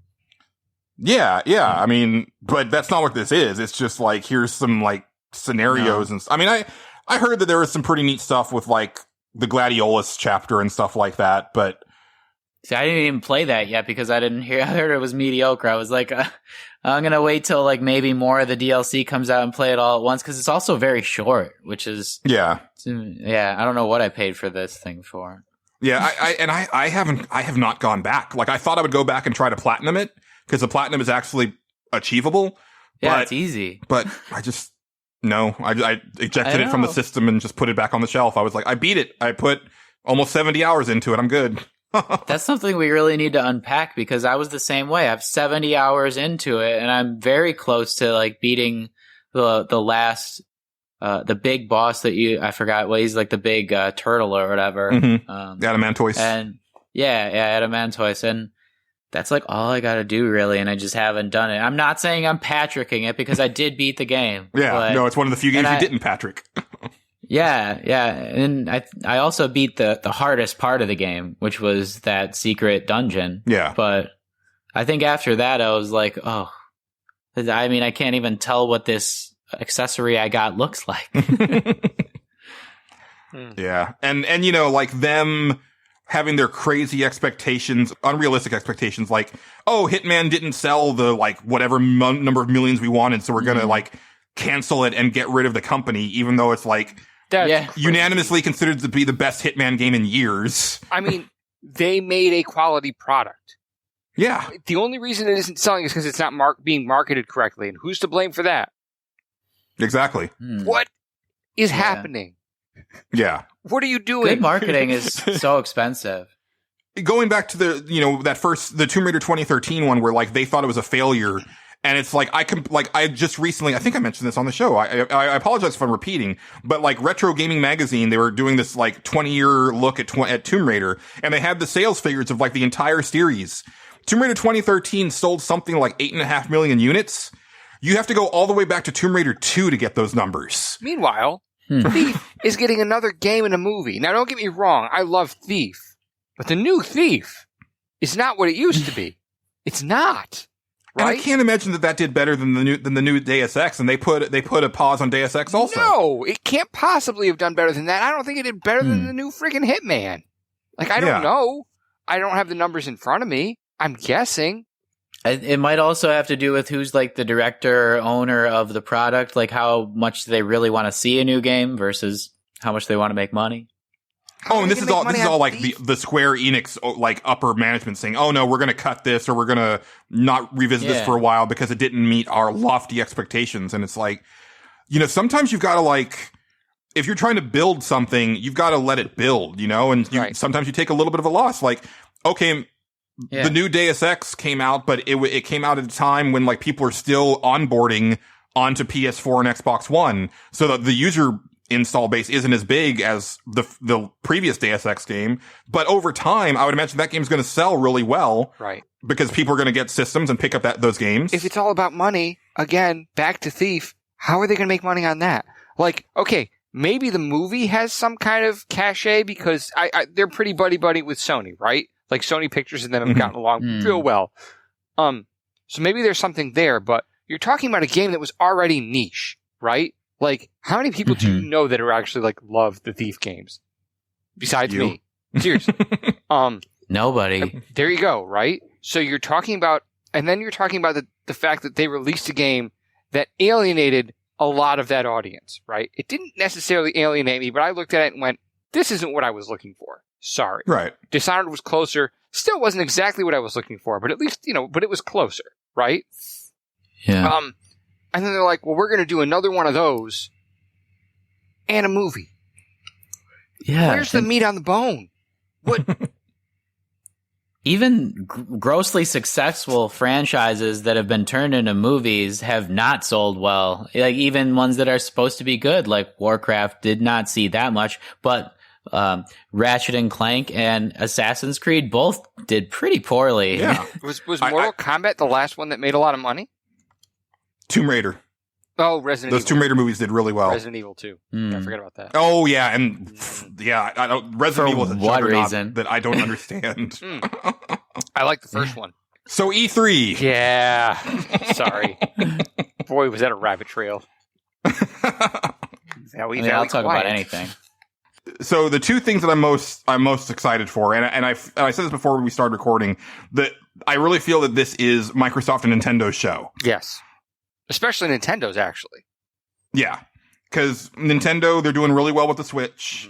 They make fun of it as you will, but like releasing the new 2DS XL, like I think that means that they're still somewhat committed to releasing 3DS software for a little bit. So we could even see like some new 3DS games at this E3, I hope. But I mean, Switch, they could make all the announcements, right? Because we've seen very little announced for the Switch so far, and so we've seen a lot of like the big guns for the Switch, right? Like you've seen your Splatoon 2 and you've seen ARMS, right? And those are like the big ones that they're pushing right now. And the new Mario. I'm sorry, I almost forgot about that. I wouldn't call ARMS one of the big guns. Like I think they want it to be. It could be, but I'm saying that like, when you're saying like, here's the lineup for the Switch, ARMS is like a tough sell initially. Like I think it's going to end up doing really well, but I think that first impression, people were like, nah, man, that's okay. Now people are starting to talk about it positively, but like that initial thing is like, oh, what's this? So the other side of that is like Nintendo doesn't really do E3, like not the way other companies do. You know what I mean? They do it better now. Well, they do, but yeah. They kind of do their Nintendo. They have their own drum that isn't even made out of the same stuff that other drums are made out of, and that's what they walk to the beat of. So we should get like one or two really good Nintendo Directs, and then of course they'll have this is the part where it's like it's great for you guys and not for me because you guys can watch those Treehouse streams. I'm not going to be able to see that stuff. I'll be waiting in line for 7 hours to try to play Mario Odyssey. Right. I think what you're going to see, like, my only prediction is I think you're going to see the new Xeno, whatever they're going to do. Xeno Saga Sword Part 2 thing. Xeno Warrior Princess. Yeah. If there was a crossover, that'd be all right. The Great Lord Xenu. But I mean, there's got to be more, right? But what do they have left in the tank? I don't think you're going to see any Metroid for a while. That's my one game that I thought of that I want to see, and I've been predicting this for a year though. I think it's going to happen, and I want to see it because that. So there is a new captain at the helm. I mean, there's a dark side to that, and I kind of hate bringing it up, but it's true. And that maybe means that they will reevaluate Metroid, but I wouldn't put any money on it. Maybe we'll see some Kirby. Maybe we'll see some other older franchises that they decide to take a second look at. Maybe Mario Airplane. But you say that, but Pilot Wings, they could sort of bring something like that back. I don't know what I did like Pilot Wings 3DS. That was actually really fun. Yeah. It got me going for a while. Star Fox. I think there's still some. I don't know what the heck they were doing with that last one, but I don't think that franchise is dead. They could cross over between those two, like Pilot Wings and Star Fox. If they made Star Fox more of a Pilot Wings game that could be replayed, I think they would have a lot more value to it. I'm more interested in seeing new stuff from them than revisiting older franchises myself. Right. I want to see all the weird new Nintendo stuff. Arms is a good first volley, but I want to see. Let's see something on the caliber of Mario or Zelda from Nintendo that isn't Mario or Zelda. Sure, and I hope I eat my words, but I think they take that one step at a time, right? They do Splatoon, and then they let that sit for a couple years, and they're like, great, that worked. Let's try another new thing, and now it's ARMS, right? And then a couple years later, you're going to see another attempt. I don't think they want to flood the market with new concepts. I don't think we're going to see anything like that right now. I want to. I hope we do. I just, again, wouldn't get my hopes up. I almost sound like I'm reducing Nintendo, but honestly, I want to see gameplay from all the stuff that they've been talking about. That's what I'm excited to see. Please let me see this stuff in action. Please let me figure out what the heck is going on with New Donk City. Well, that's going to be there in a major way. Their whole booth is based around Mario Odyssey. I don't know if they're going to have anything else playable on the show floor. And then going back to the Metroid thing, there have been more and more rumors about this actually being a thing, that it's possibly in development. And I was thinking about this really long and hard today, because I was thinking, Nintendo's pretty much learned not to listen to the Nintendo fans, because the Nintendo fans aren't the ones making the money. And when they do try to listen to the fans, it doesn't work. Kid Icarus on the 3DS, that didn't sell very well. Stuff like that. And also, Nintendo doesn't like Metroid because it was never big in Japan, and they give us that Drek Freedom Force or whatever that came out last year. So, man, Kid Icarus was one of the best games I played on the 3DS. And you're one of the only ones. Let me just talk about Kid Icarus for just a second, but yes, you're right, that was a good game. In fact, that was a borderline great game. It was almost it was very, very good. Very, very good. Mm-hmm. Better controls would have made it great. There you go. Yeah. Should have been on a home console. It actually wasn't what people were asking for when they asked for more Kid Icarus. It actually isn't. When the fans said we want Kid Icarus to come back, they said, all right, but here's this thing. And they're like, well, what is this? Same thing with Metroid. We want Metroid to come back. Here's this thing. Yeah. Federation. Hell well, and so here's the thing, and I know this is an unpopular opinion, but I don't want Metroid Prime 4. If they announce Metroid Prime 4 at E3, I'm out, because I want a proper third-person 3D Metroid game. I always talk about that tantalizing moment at the beginning of Metroid Prime where the camera pans around behind Samus and it hovers there for a little bit. And playing, oh, maybe it's not first person. And then it zoomed into the helmet. It's oh, damn. Because I just think it would, you can do so many interesting things with a third-person Samus game that you miss out on in the first person. And to me, it's Metroid Prime was great, and then they made 2 more games that seemed identical. I never messed with Metroid Prime 2 and 3 because I looked at them as this is the same damn game with some different, with some palette swaps. It didn't look fresh to me at all, and I know they're great games, but it's I feel like I'm playing like tile swaps of the first game. So Julian wants Gears of Metroid. No, absolutely. You know what? No, you know what Julian wants? What? Go look at footage of, sorry to bring it up again, Burning Rangers. Like, that looks like how I've always imagined Metroid in 3D would play. Okay. Huh. Very fast, very mobile. From a guy who's played the second Metroid and quit in the middle of it, I quit because it was the same game and I just got bored of it. Yeah. Oh, you mean Metroid Prime 2? Yeah. Okay. Yeah. Sorry, yeah, Metroid. I didn't know what you meant by that, because Prime. the second Metroid is Super Metroid. No, I would You're never talking say that trash about the second Metroid. We're going to have words. Yeah, like I would love like a third-person 3D Metroid, and then if they also announce a 2D throwback Metroid on the 3DS, like, yes, give me those in tandem, or, you know, otherwise I'm not really interested. I'll be excited for people that are Metroid Prime fans if they get Metroid Prime 4. I just won't. It's not going to be a system seller for me. Yeah. But here's another thing, and this is something I've been interested in seeing. Now, Nintendo published Bayonetta 2. Mm-hmm. They straight up published it. That's an edgy game, right? Edgier than typical, like, you know, this is for your kids Nintendo. That's selling it short. Like, this is for a family, I should say. Like, they make family games, right? Even Zelda, like the new Zelda, for as dark as it is, and it is actually dark if you start thinking about things for more than a couple minutes. So it's Pokemon. Always plays it. Yeah, it always like really plays that off as like it touches it very lightly. Like, hey, you know, I just walked into the shrine and finished it, and there's a dead guy in a cage, and then the cage like blows away, and he has a couple of seconds to like pass his thoughts on me before his body just drifts away on the breeze. I'm like, that is dark, you know. But they don't make it feel dark. Like, unless you sit there and actually think about what you're seeing and what you're doing, and like, oh, I'm talking to my dead friend's ghost who's haunted this thing for 100 years, right? Like, okay, Angelo, but what does this have to do with Bayonetta? I'm saying that like Nintendo is actually starting to toy with the idea of doing adult level content. You know what I mean? Like, Bayonetta was adult level content.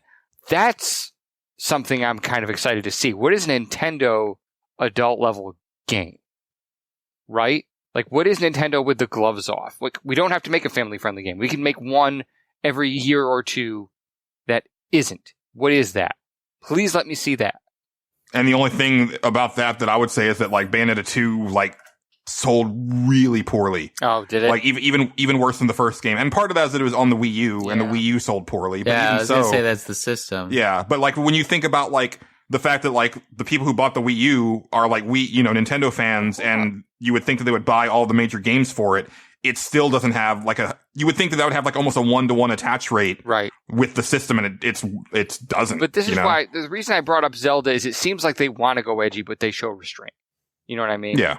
They got to remember that like their biggest audience is kids that have gotten their first systems from their parents too. Like those kids can't play Bayonetta. It was. I think the Switch is a little more open ended in that regard. You know. Well, yeah, I think it's going to be a better seller than sure. But there's that even the Wii eventually. But there's also the fact that those kids are now getting older too. And they are now looking for maybe their own consoles. Yeah, I did like when I was the ambassador at the Nintendo Switch program. I did see 5 to 10 kids though who have never even played a Legend of Zelda game that like just were in total shock and awe that a game like that existed. So that game's so good. I mean, those kids just keep coming. I mean, people keep having babies, right? So, and you know, you can have now that you have a console that you hold in front of your face. Not like the Wii U where it was both and you really wanted it on the TV because it sucked on the freaking tablet. Now you have something that looks like the tablet part of this thing actually works. If Bayonetta 2 were to come out on this, I could probably play it on the tablet part. I could not before. And you could put a fidget spinner on it. Oh my gosh. But I didn't know Bayonetta 2 did badly. I thought they had to do a second printing of it, actually. That was probably because they did a low print run to begin with, because they probably didn't, make a large commitment to it. All right.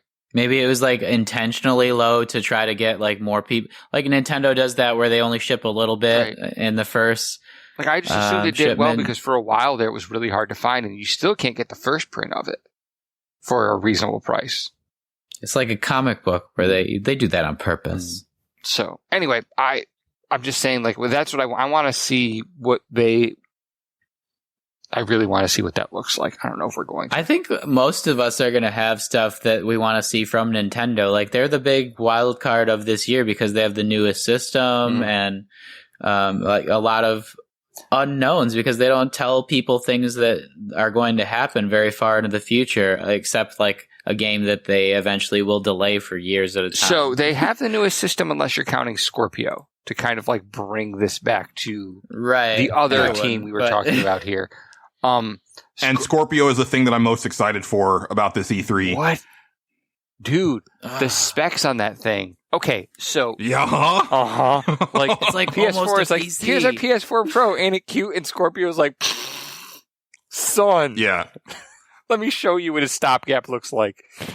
I've pretty much already decided that I'm buying it. Really? Yeah, because like all the stuff like the Digital Foundry was talking about as far as like its capabilities and stuff like that.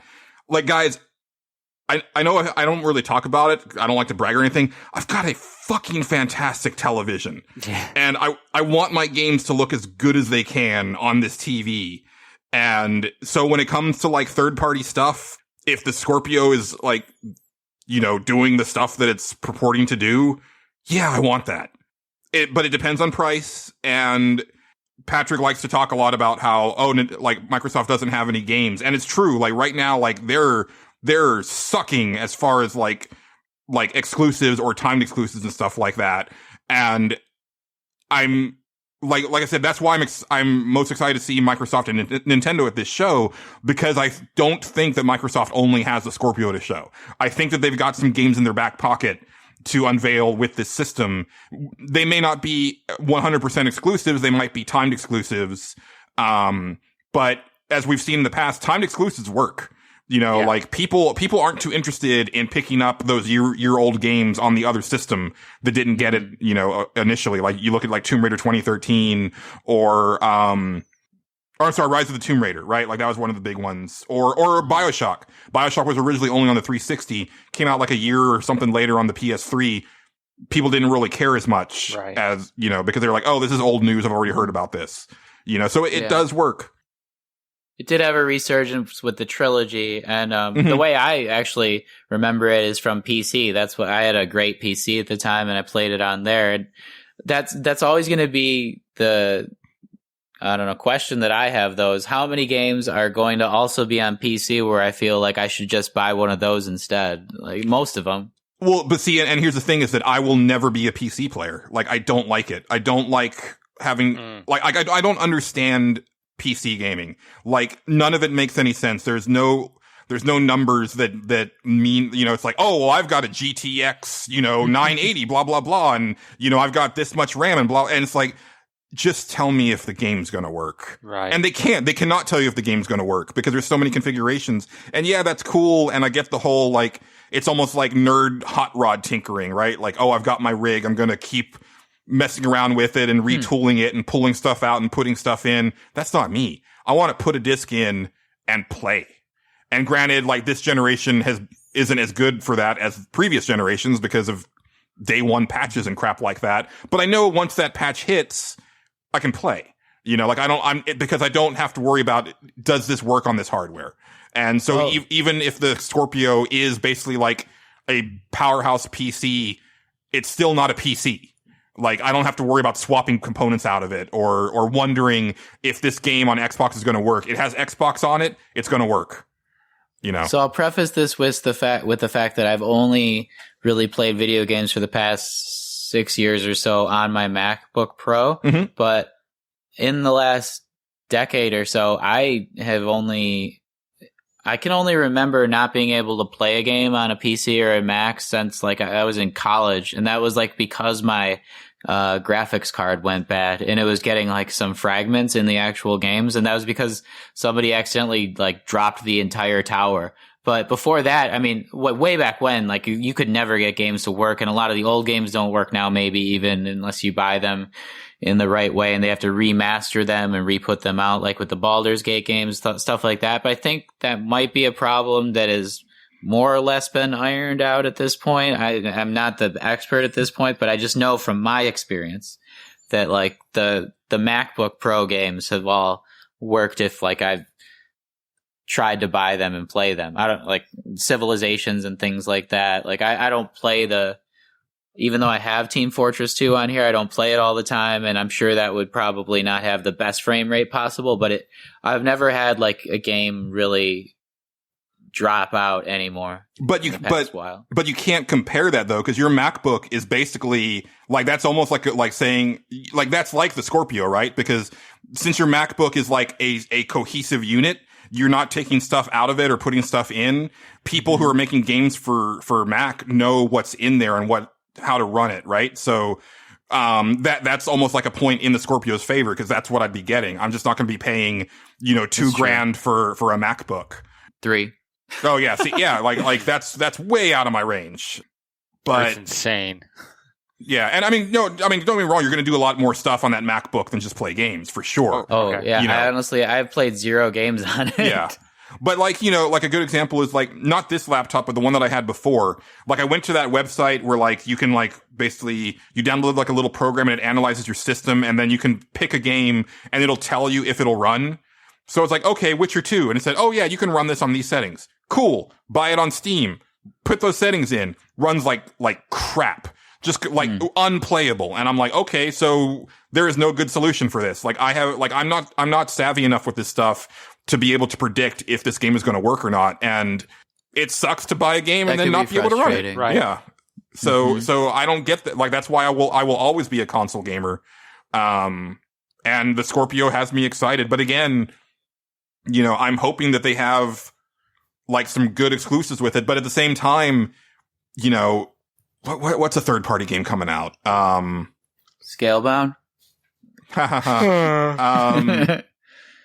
Okay, let's just say like the next Tomb Raider game, right? Like, because there's probably going to be another Tomb Raider game.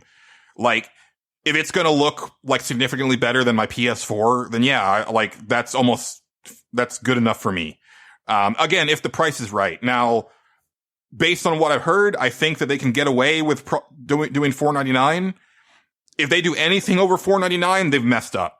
Like, especially if Sony decides to cut the price of the PS4 at E3, it could be like, what was that, 2013 all over again? When Sony came in $100 less than the Xbox One, like, and we were all like, oh, that's it. Like, they've won the generation before it even starts, right? Like, if that happens again, oh, that's going to put the final nail in the coffin. But if this thing is like, no, this is like the premium system for premium people, and look at how amazing this is, and it's $499, I can live with that, So how many games do they need to make at this point to make up for like the years of lost time as far as like exclusives are concerned? I don't see myself ever thinking like, oh, this has more. Like, even up to the next generation, if they made like 5 or 6 games a year that aren't on the PlayStation, then maybe I would think about it if it were backwards compatible with the Scorpio or something like that. But at this point, there's countless franchises on PlayStation that I care more about. And I try to be as much of an impartial viewer. Just off the top of my head, Ratchet and Clank, Uncharted, Last of Us. Like, I don't know. Like, that is enough. But you didn't really like Uncharted 4 by the time you finished it. I've been like, you didn't play the new Ratchet and Clank. The new old one that I already played. I beat 7 or 8 of them. Like, but that okay, you're proving my point right there. So you don't really like Ratchet and Clank isn't really an issue for you anymore because you've played them all. No, I mean, I'm just saying I would play the next one on that rather than play. I haven't bought many games in general recently because most of them are free now, or I'll get them for cheap, or a lot of them aren't even exclusives. But as far as the ones that are exclusives, I'm pulling out those out of the top of my head, and those I think are better than anything I can think of on Xbox.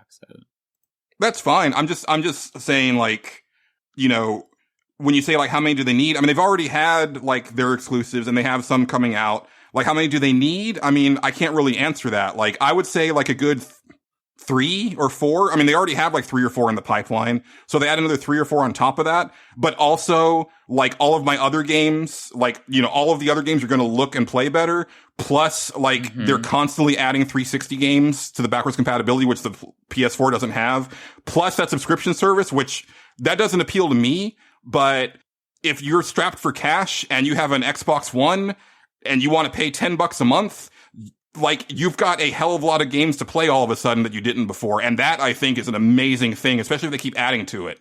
Like, that kind of changes the game. And they're not even really, like, making a big deal about it yet. I think it's because it hasn't officially launched yet. But if you're an Xbox Live Gold member, you can do it now. Like, they're doing the trial for it. But having, you know, well, right now it's 100 games, but I'm sure that'll be hundreds of games as time goes forward.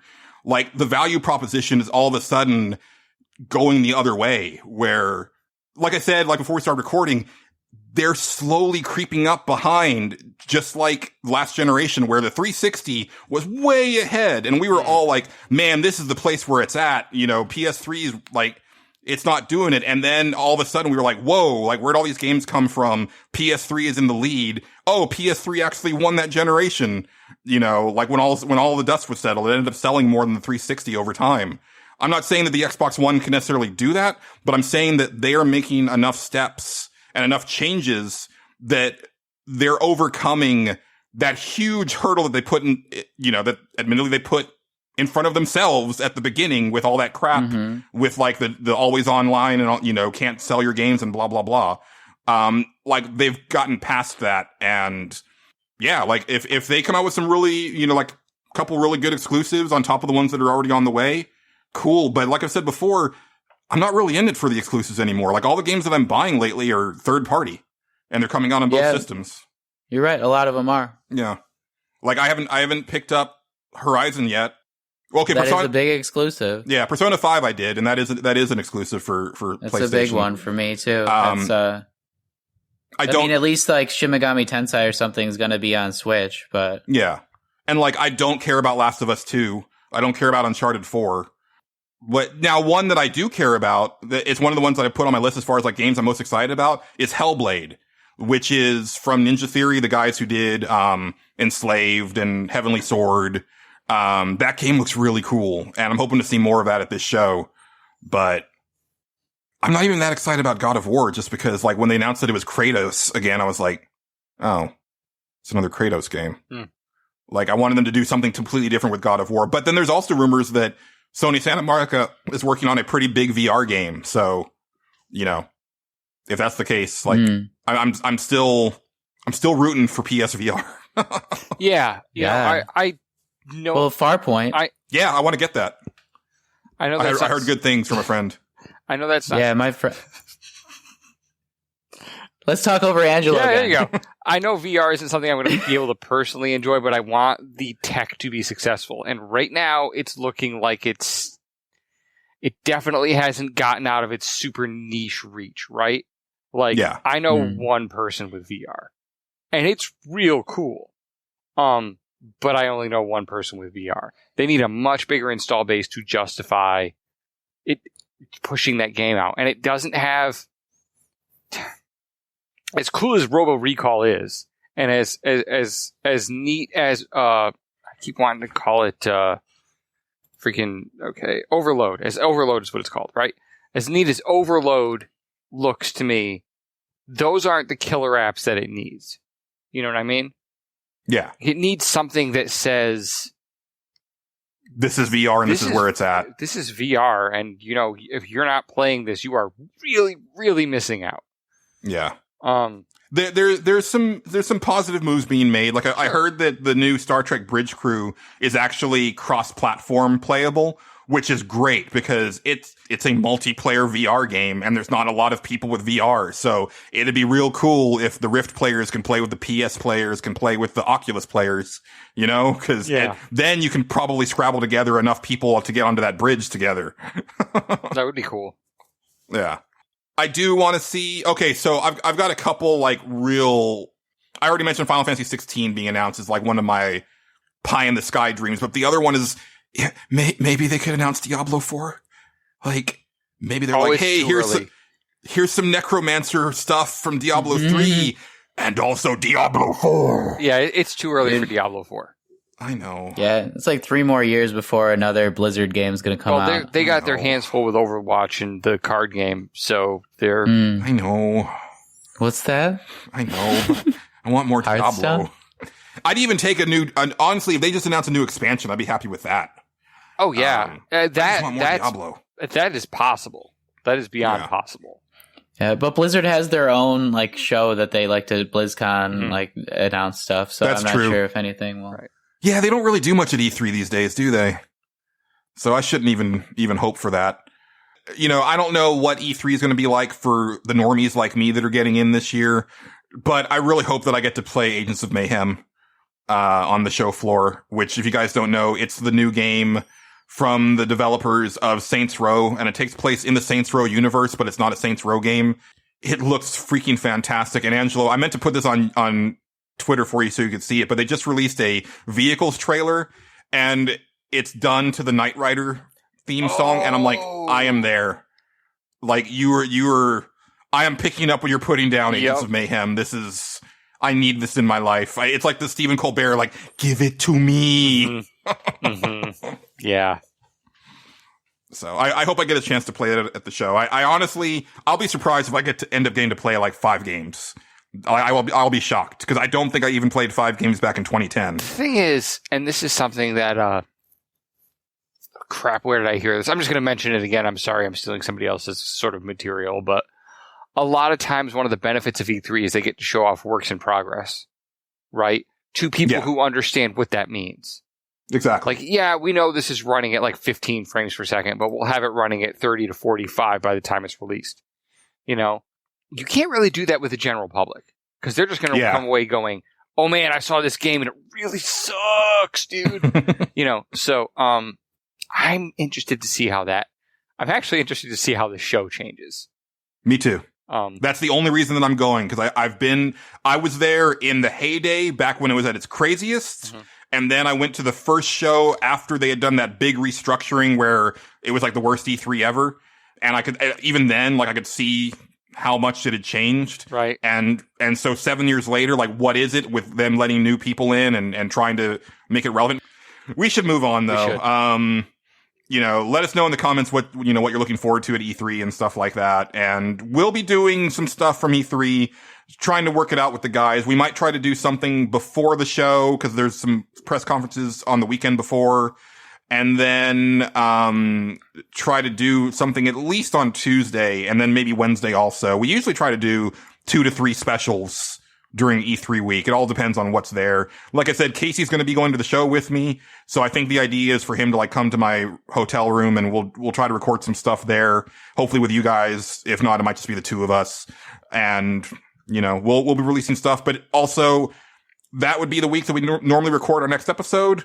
Obviously we won't be doing that. So things are going to be a little weird with the release schedule going forward. So please bear with us, but there's going to be plenty of stuff coming out. Yes, Patrick. I'm just going to quickly get in my hope or prediction that I want them to, Nintendo to say that they finally made some sort of achievement support or sticker support where, you know, stickers can be placed in like other products and I've said this before, but I want them to make a document reader. And, that maybe is a weird hope or dream. It's probably not a prediction because I don't think they're going to listen to Patrick, but, I definitely at least got one developer who's trying to start to make something like that. I don't know. They listened to me and they made Breath of the Wild just for me. So we'll see. I think that would be a game changer. A lot of people who don't buy systems might even think about it if they had like a PDF reader on there that they could play video games and then get stickers or something that they could put in their documents. I don't know. Maybe I feel that like if they didn't announce it when the Switch came out, like they're not doing it unless it's something that rolls out with like their paid online service. But I mean, they could do it like, you know, PlayStation 3 didn't have trophy support. You know, they didn't have trophies when it launched and then it got them. But Nintendo seems to be real, like they don't seem to understand the allure of the achievement systems. Yeah. So I've got friends that would only buy the system if that happens. I'm sort of like that and don't want to say it. It's like I want to be working towards a metagame, you know? Yeah. And those same friends also would buy it if a Pokemon RPG gets announced, and that's the last thing. Oh, they should definitely do that. Yeah. Yeah. Like, if they do, like, I mean, can you imagine like a full-on proper Pokemon game, but with Switch-style graphics? Oof. Like that, yeah. Like, I would System play that. seller. I would be down for that. Yeah, I know Just a fix lot the of leveling old system. people who don't even play video games that would just buy it for that. Yeah, absolutely. All right, well, we should go ahead and move on. We're going a little long. So let's go ahead and move on into Chrono Crossing. So we'll cue that music.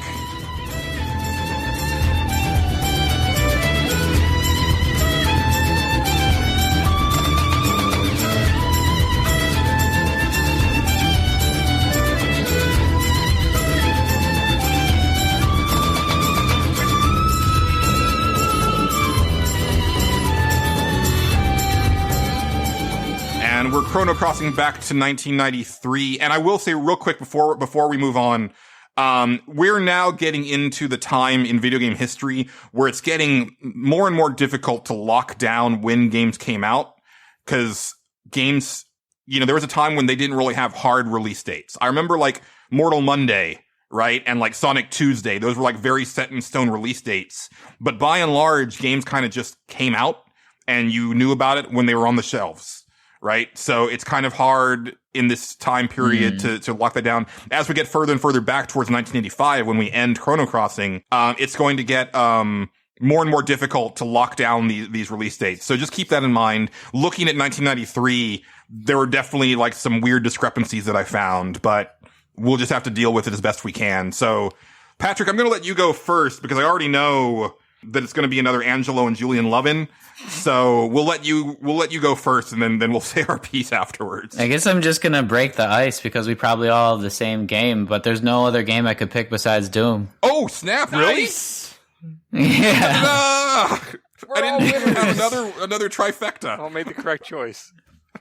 Yeah, I just looked at the other games and like 5% of me was like, I want to pick NBA Jam. But no, like, I mean, there's a game that's on all PCs growing up and it's Doom. Yeah.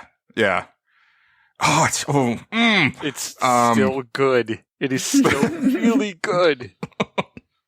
It is, because like I said, last year I played through Doom again. Mm-hmm. I ended up not finishing it, but I played through like 8/10 of Doom on Xbox 360 last year. And it was still really flippin' fantastic. Yeah. Like, I had so much fun with it. I probably played the first level in that more than any other first level except for Breath of the Wild. Like, yeah, it's iconic, but it was also like free to play on like every friend's systems growing up. And like, maybe it would be hidden because our dads would not want it to be on the system, but they couldn't get it away completely. Yeah. The shareware was a thing, right? Mm-hmm. Like, for the longest time, I didn't even understand that there was more of Doom because I only played the shareware version. Like when we first got our computer in 1994, my mom's work friend gave me a floppy disk with Doom on it, and I played it, and it was amazing. And I don't think I even got to the end of it for the longest time because I was bad at it. And then I finally did, and I just thought that was the end of the game. It's funny. That's one of the reasons why it's very, very, very nearly impossible to find a boxed copy of Doom. Because everybody played the shareware version, and then everybody bought like the later versions of Doom. And the ones who did send away to id to get the boxed copy of the floppy pack of Doom, like there were not very many of those, and they just sort of disappeared. A lot of people also got them off of the internet at the time, like a primitive sort of like Usenet-ish internet, like that was how people got the copy of the game. You could get it online, believe it or not. Really, really crazy. Just the whole story of that game is just as interesting as the game itself. The gameplay, like you were just saying, still holds up. And I find myself, I could still play it alt strafing with no verticality on, but I find myself I usually use a WAD player that has, has changed everything so that it is now mouse look and, keyboard. Because that's more challenging and it's more comfortable for me. But yeah, just last year I played through Doom 1 and Doom 2 and had a lot of fun doing that. So. Yeah. and it's so fast and it feels so good, and the level designs are still to be beaten. Sure. You know, and I love when they do the comparisons of like your average Call of Duty map to your average Doom map, and you see the difference in game design over 20 years, and to me, in my opinion, to the detriment. You know, it's like you got these corridors with a couple little spokes that break off compared to this labyrinth that when you're in the game, like it looks daunting when you're looking at the map, but when you're in the level, it all makes sense and everything just flows from room to room and things come back around on each other. Honestly, like that's why I like the Souls games, because they have a similar type of level design where everything just makes sense, where you go through this area and then you open this door and it gets you back to where you were because you need to be there again. And then you break off into the next area, you know? And I think to explain to people who haven't played it, I don't know who you are and what you've done with your life up to this point, but fix that. Yeah, you're listening to this and haven't played Doom? Yeah, you got to get on that. But the levels aren't, like, when you say, like, so a lot of people say, oh, the level's very maze-like. Well, that means there's a lot of doubling back, right? Yes. But also, people forget that the level would, you know, the thing was full of monster closets. Full of them. So you'd go down transforming a hallway. areas. Yeah. You'd go down a hallway that you've been down twice already, and then you'd go down it one more time, and demons would just appear in there. The game would still surprise you. It was very well done. And yeah, 75% of the levels, at least, are platinum tier level design, and the rest are gold, you know? So wait, so this kind of re-walking back and forth, does that make it like a Metroidvania game? No, it does not. Get out. No, it's definitely, the game is all about, there's very little of the whole poking.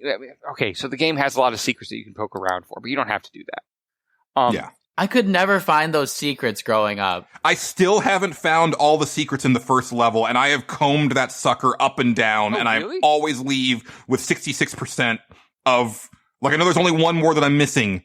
I don't know where it is. You know, I need to stream that game sometime. I don't know if I could remember 100% of the secrets, and I usually don't put that much of an emphasis on it, but I'm fairly sure I could remember them all in the first couple of levels or so. But anyway. Oh, crap, dude. And I mean, the way the game escalates, too. Like, the way the weapons escalate, and you still come back to the shotgun, and it is still the best shotgun ever put into a video game. Oh, yeah. There's only one other shotgun I could think that's even close, and that's only for multiplayer in Halo. Sure. Yeah. No, you're right. That's a super weapon in Halo. It's a super weapon in Doom, but it's your main weapon. You can snipe with that thing. It's incredible. And the change in imagery as you get through the, you know, like the beginning areas are just like all straight up, you know, space station, very industrial. And then as things get more and more effed up and demonic and like Doom is it was my first video game nightmare. Like I had a nightmare that a cacodemon came out of my closet and it was terrifying. Yeah. That wasn't a dream. I've been dead this whole time. But you're right. And I mean, there wasn't, I love how there's no story to it, too. Like, it just tells you, oh, now you're here, kill more things. Like, the story is just, they really represented that story well in a 2017 or 2016 way in the new Doom. They absolutely. And the way that they actually brought it back, like, they're like, oh, no, yeah, you're the same dude. Like, you're just going through some more stuff. Excellent game. Such a good game. I honestly, Patrick, I thought you would have picked Legend of Zelda: Link's Awakening.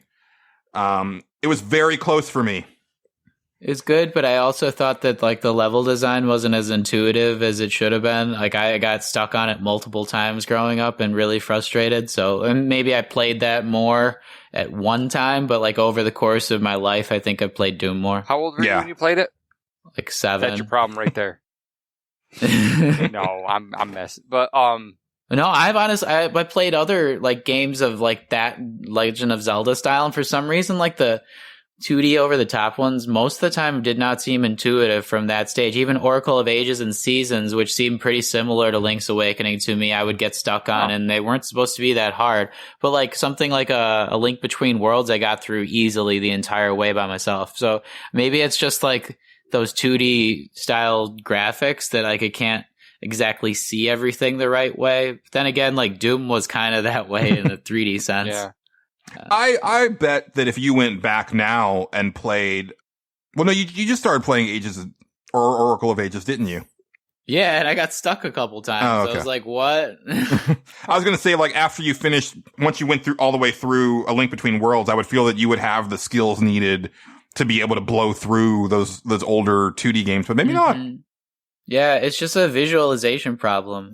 They get tricky for sure. Link's Awakening is one of my favorite Zelda games. It was my favorite up until A Link Between Worlds came out. Yeah, I think you should give Link's Awakening another shot. The only thing that makes that game tough to play now is that you only have 2 buttons, so you have to press start and switch weapons friggin' constantly.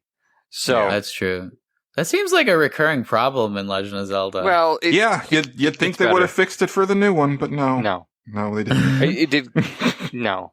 Yeah. No. Over at pixelbit.com, Superstep picks Street Fighter II Turbo for the Super Nintendo. He says, according to the internet, it was released in the US in August of 1993. And no matter what year it was released, this is going to be my pick. Yeah, this is one of those weird things. I was looking online and I saw Super Street Fighter 2 released for Super Nintendo the same year. So there was like some weird discrepancies. Let's see. He says, this version of the game is the one that I played by far the most of any video game period growing up, edging out even Super Mario World. When I chose Capcom as one of my favorite developers and listed music as one of the reasons why, this was a huge influence on that decision. Even when I got to college, I was ecstatic when I learned a friend's roommate had a copy and immediately started playing with him. I didn't even realize the turbo mode was there until I grew up. I just kind of went with whatever speed the game defaulted to and enjoyed the music, style, tight gameplay, occasional taunting dialogue at the end of matches, complete with bloodied faces of the losers, and the ironic beat the shit out of this car minigames. This is hard for me because Street Fighter as a series is one of my favorite series of all time. And yet I've never picked a Street Fighter game on any one of these Chrono Crossing segments. It's true. And I think what it is that Street Fighter, any year that it comes out, is one of my favorite games of the year, but it's never my favorite game of the year.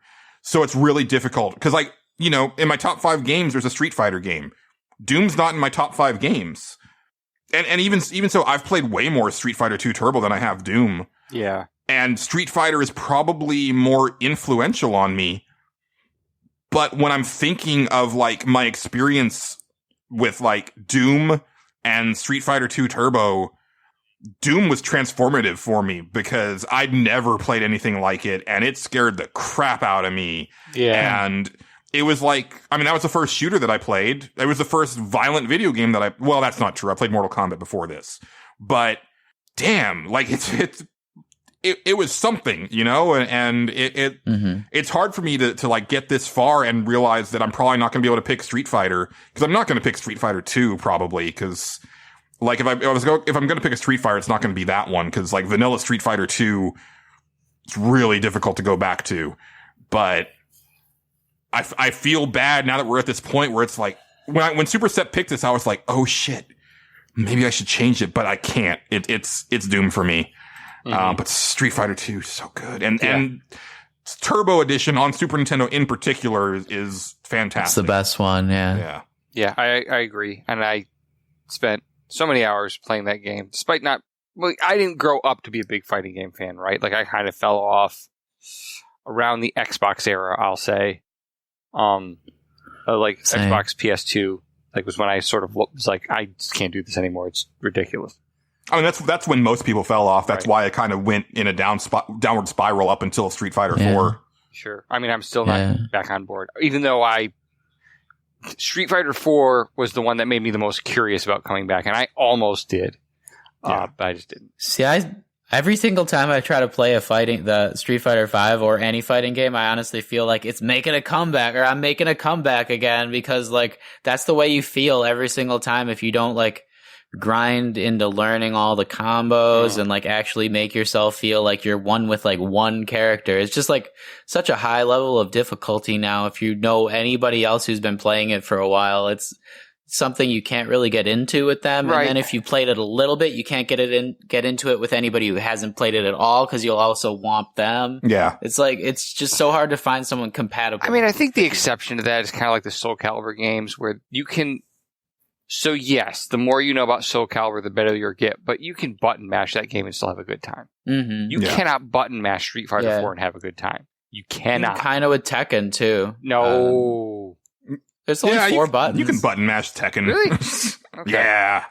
I beat some guys who were like way better than me, like 2 out of 10 times when I was playing it. I mean, I haven't played a Tekken game in a long time, so I'm going to take your word for that. Yeah. So I'm really close to buying Tekken 7 this weekend because looks good. I haven't bought a Tekken since Tekken 3, and it looks really good. But yeah. And just real quick before we move on, like Street Fighter 2 is also so pure, right? Like it because pure in its simplicity, and that like I can't play Street Fighter 5. It's at a technical level that I'm just not on board with, and the stuff that people are doing in that game, like the fact that I don't know when this happened, but at some point, jumping no longer became a thing.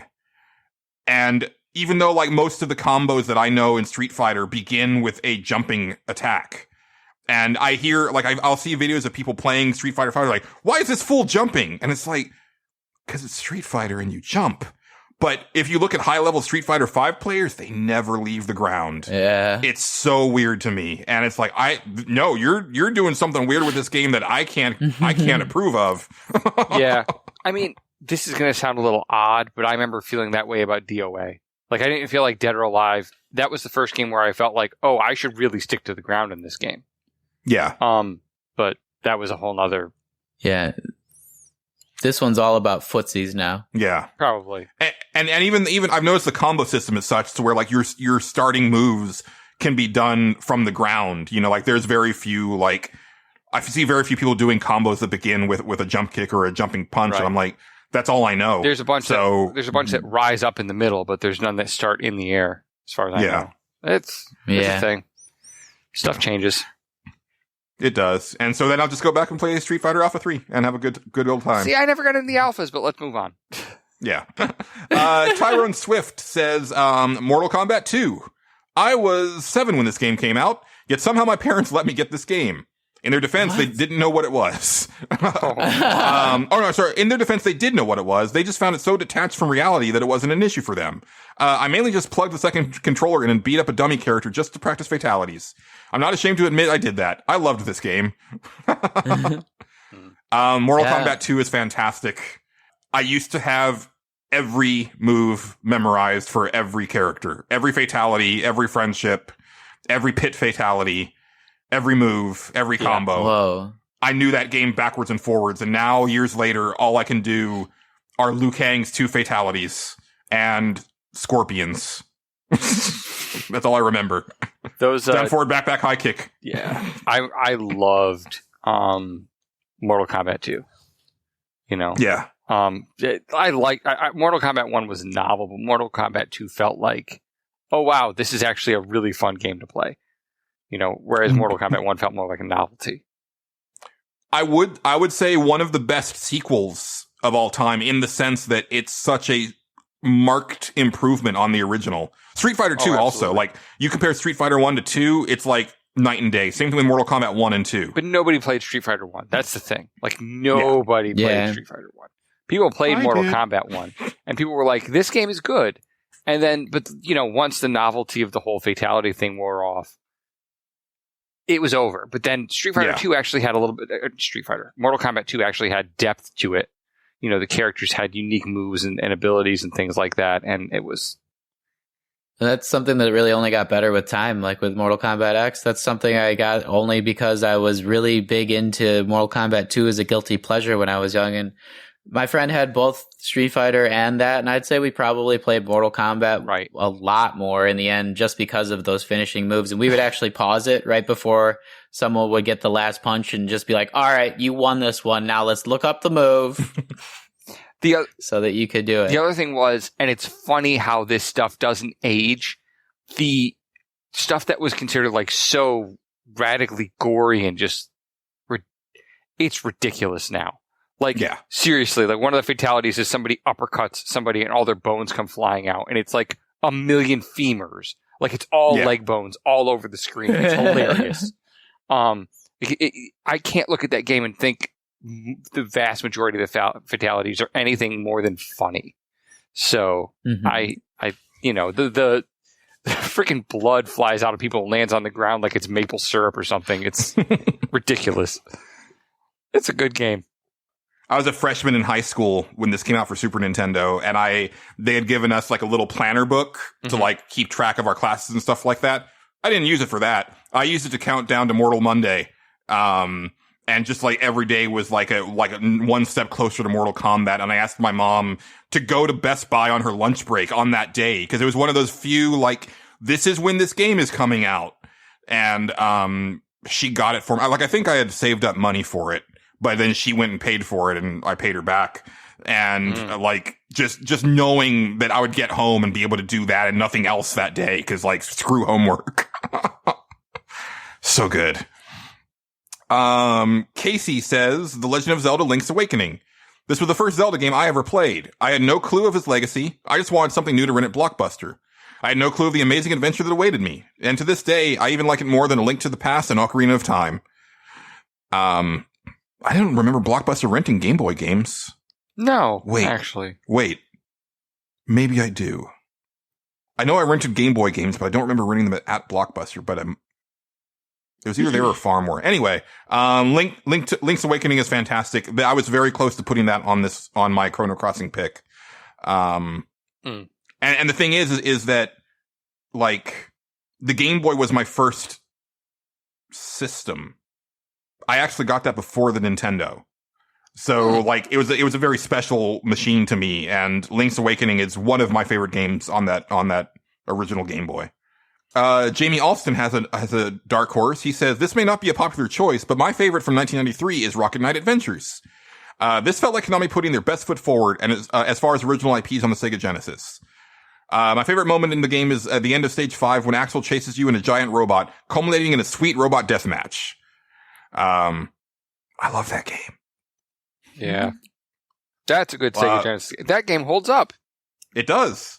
I think it's actually better than Sparkster on the Super Nintendo, which is the it's not the same game.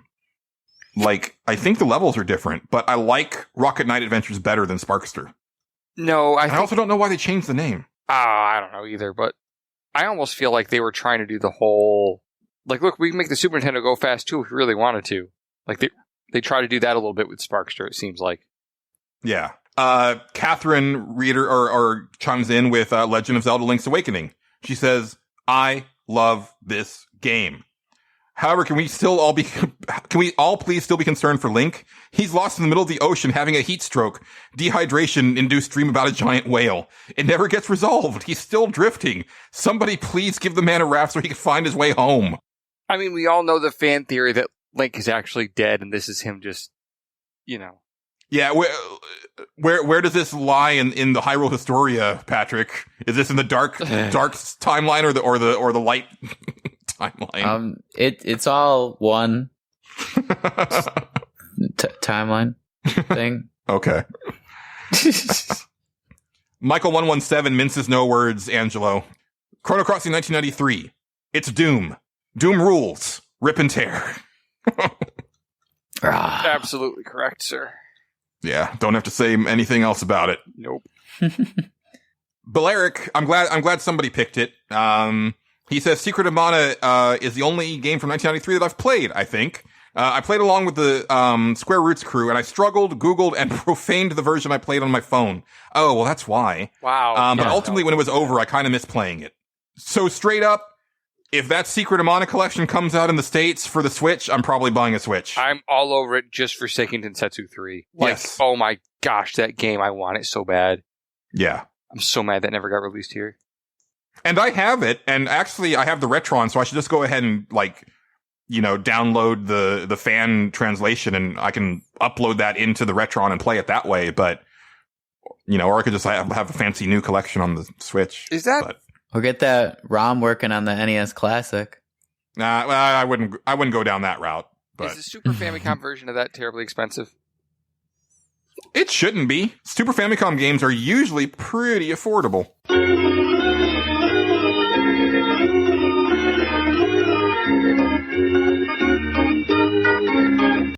$35 ish.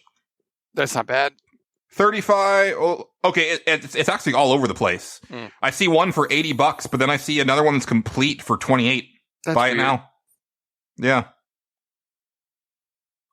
It's averaging around $30-something for a complete version. About $20 for the cartridge by itself. I would say that game's worth $30 easy. Yeah, I paid like $60 for it back in the day, like import for it was a new copy. Man, that game is so pretty. Yeah. Moving right along, Xtrian. Oh, man, Xtrian, like you're always the one to come up with the out there choices, and I love you for it. Dr. Robotnik's Mean Bean Machine. I stumbled upon this gem with my sorely underrated Sega channel. Being a huge puzzle game fan, I immediately fell in love with its Puyo Puyo Pop reskin. To this day, I still pull out this game to play. At least until I get my hands on Puyo Puyo Tetris for the Switch. Yeah. Yeah. I've always been a Tetris guy, but there's something about like those Puyos that's just kind of charming and everything. And that's one of those like crazy underrated, like stealthily most popular Genesis games where it's like, it didn't do much at the time. It didn't set the world on fire, but you bring out Dr. Robotnik's Mean Bean Machine up to people and they're like, oh yeah, I played that game. Wasn't Kirby's Avalanche the Super Nintendo equivalent to that? I think so, yeah. Okay. I think I had Kirby's, I don't even know about Kirby's that Avalanche. one. Yeah. I had rented Mean Bean Machine, and I thought it was just another Sonic game, but like, for those 5 days, like I definitely learned a new way to play video games when I was pretty young, and that was one of the more frustrating times of my life, but eventually, like I got decent at it and had like a friend over and we tried like to get better at it, and it wasn't until, this last year when I played Puyo Puyo Tetris at the Switch event where I was like, oh! The whole week, Patrick was just trying to figure out how to spin dash, and he's like, it's not working. I'm tapping the button as fast as I can. Yeah. That's great. Top 5 Bananas says, it's really hard to pass on Secret of Mana and Link's Awakening, but my favorite game of 1993 is Shining Force. Single-handedly responsible for my love of turn-based strategy games. Okay. I wish that I had played Shining Force. I played a little bit of Shining Force 3 on the Saturn, and that's about it. I always confuse Shining Force and Shining in the Darkness. Yeah. Which one is this? Shining Force is the strategy RPG. Okay, yes, I really like that one. Yeah. Not to be confused, because later on they did like a bunch of Shining Force games for like the GBA and stuff that were straight up action RPGs like Zelda that had the Shining Force name, but like it was really kind of just the name, and I don't think it really had much else to do with Shining Force. And then lastly, we've got a couple over at Twitter. James Kalunga, at J_Kalunga, says, NBA Jam Arcade will be my choice for 1993. Revolutionary game. Shout he's on fire in a crowd of dudes and they will know what it means. Yup. That's true. That's very true. Mm-hmm. Philip, at PK Becker, says, Kirby's Adventure. That was the first one. That game is so easy, but I love it. But like, I borrowed that from a friend, and I think I beat it on my first playthrough. Literally, like I gave it back to him the next day, and I was like, he was like, "What do you think?" I was like, "Oh, it was good. I beat it." He was like, "What?" It's like, it wasn't hard. Lastly, on Twitter, Krusty Lemon at Arhexis says, "Gonna drop that hot game from 1993, Link's Awakening, the best Zelda game I've played so far." A lot of love for Link's Awakening. So yeah. I'm kind of glad that I didn't pick it just because I got to talk about it still. But it was really hard. Like, well, I say that, like, before we started recording, I was telling Angela, like, oh yeah, 1993 equals Doom in my head. Just like 1995 equals Chrono Trigger and 1998 equals Metal Gear Solid. Like, I didn't have to think about it. But then when I looked at the list, I was like, oh man, Link's Awakening came out this year, and Secret of Mana came out, and Street Fighter 2 Turbo. So there were some ones that made me question my pick for just a little bit, but then I got over myself and I knew it was Doom. I mean, I played Link's Awakening 2, maybe 3 times. I can't count how many times I played Doom. I'm not going to say one game is better than the other, but if I had to choose my favorite from this year, yeah, that's it. Yeah. How similar is the original Link's Awakening to Link's Awakening DX, which is the version that I did have and play? I still have and play. So DX has color. It's for Game Boy Color. That's the difference versus the black and white version. The other one is it added one extra dungeon, which is a color-themed dungeon. And that dungeon is not very good. Other than that, it's the same game. I will say that it's one of the Game Boy Color games that's actually properly optimized for Game Boy Color. Yes. So it doesn't do the weird, like when you would slap in like a gray cartridge, into the Game Boy Color, it would put color on it, but it was like, just weird color, right? Like, right. But Link's Awakening was like, oh, this is how this game should look. It was very well done. There were the black cartridges, which were the ones that went, I think those were the ones that went either in the regular Game Boy and they would be black and white, or they'd go in the Game Boy Color and they'd be colorized. Right. And there were the clear cartridges, which were Game Boy Color only. Right. But the other thing that it did, and I just remembered this, is it added a thing where if you went to certain places at certain times, the Game Boy would take a picture of that, and you could print that on the Game Boy printer. Yeah, you're right. Yeah. I just remembered that. I remember that was a DX thing. Yeah. So the printer did have a function. It did. Sort of. At certain times. Aside from turning like an image of anything that you pointed it at to like a modern art abstract masterpiece, it would print out pictures from games. Yes.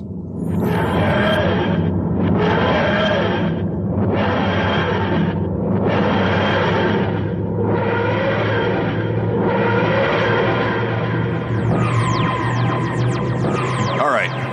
That does it for this episode. I know it's a long one, guys. I'm sorry, but if it makes you feel any better, there's not going to be another one of these for a little bit because we're going to be doing some shorter E3 stuff and then not going to be doing the regular format for a little, or at least for a couple episodes. So, right.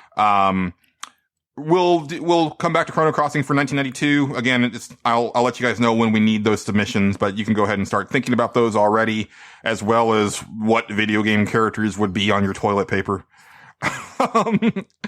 Wipe your ass. But, please. I would say hold on to those for now. You don't need to put those in the comments yet. I'll let you guys know when we need those, but just be thinking about them and we'll get back to you as far as when we're going to do the stage select and Chrono Crossing picks. But yes, like I said, we'll be doing a couple E3 specials and then probably like a Consumption Junction only episode just to get back on track and then back into the show format. And getting close to wrapping up Chrono Crossing and then unveiling our new segment, which I'm excited to talk about. So, we'll get on that soon. And that's going to do it. You can find us on Twitter as always. Patrick. At some boss. Angelo. I'm at a roguish ham. You can find me at Julian_Titus. Tweet at me while I'm at E3. I'll try to get back to you as soon as I can. And you can also find the show at NWP Cast. Keep an eye out. I'm sure I'll be posting pictures from the show on both accounts. So look forward to that. Until next time, thanks for listening. And for myself, Patrick, and Angelo, yes, thanks for listening. Keep it pantsless, Internet. Goodbye. I'm really tired.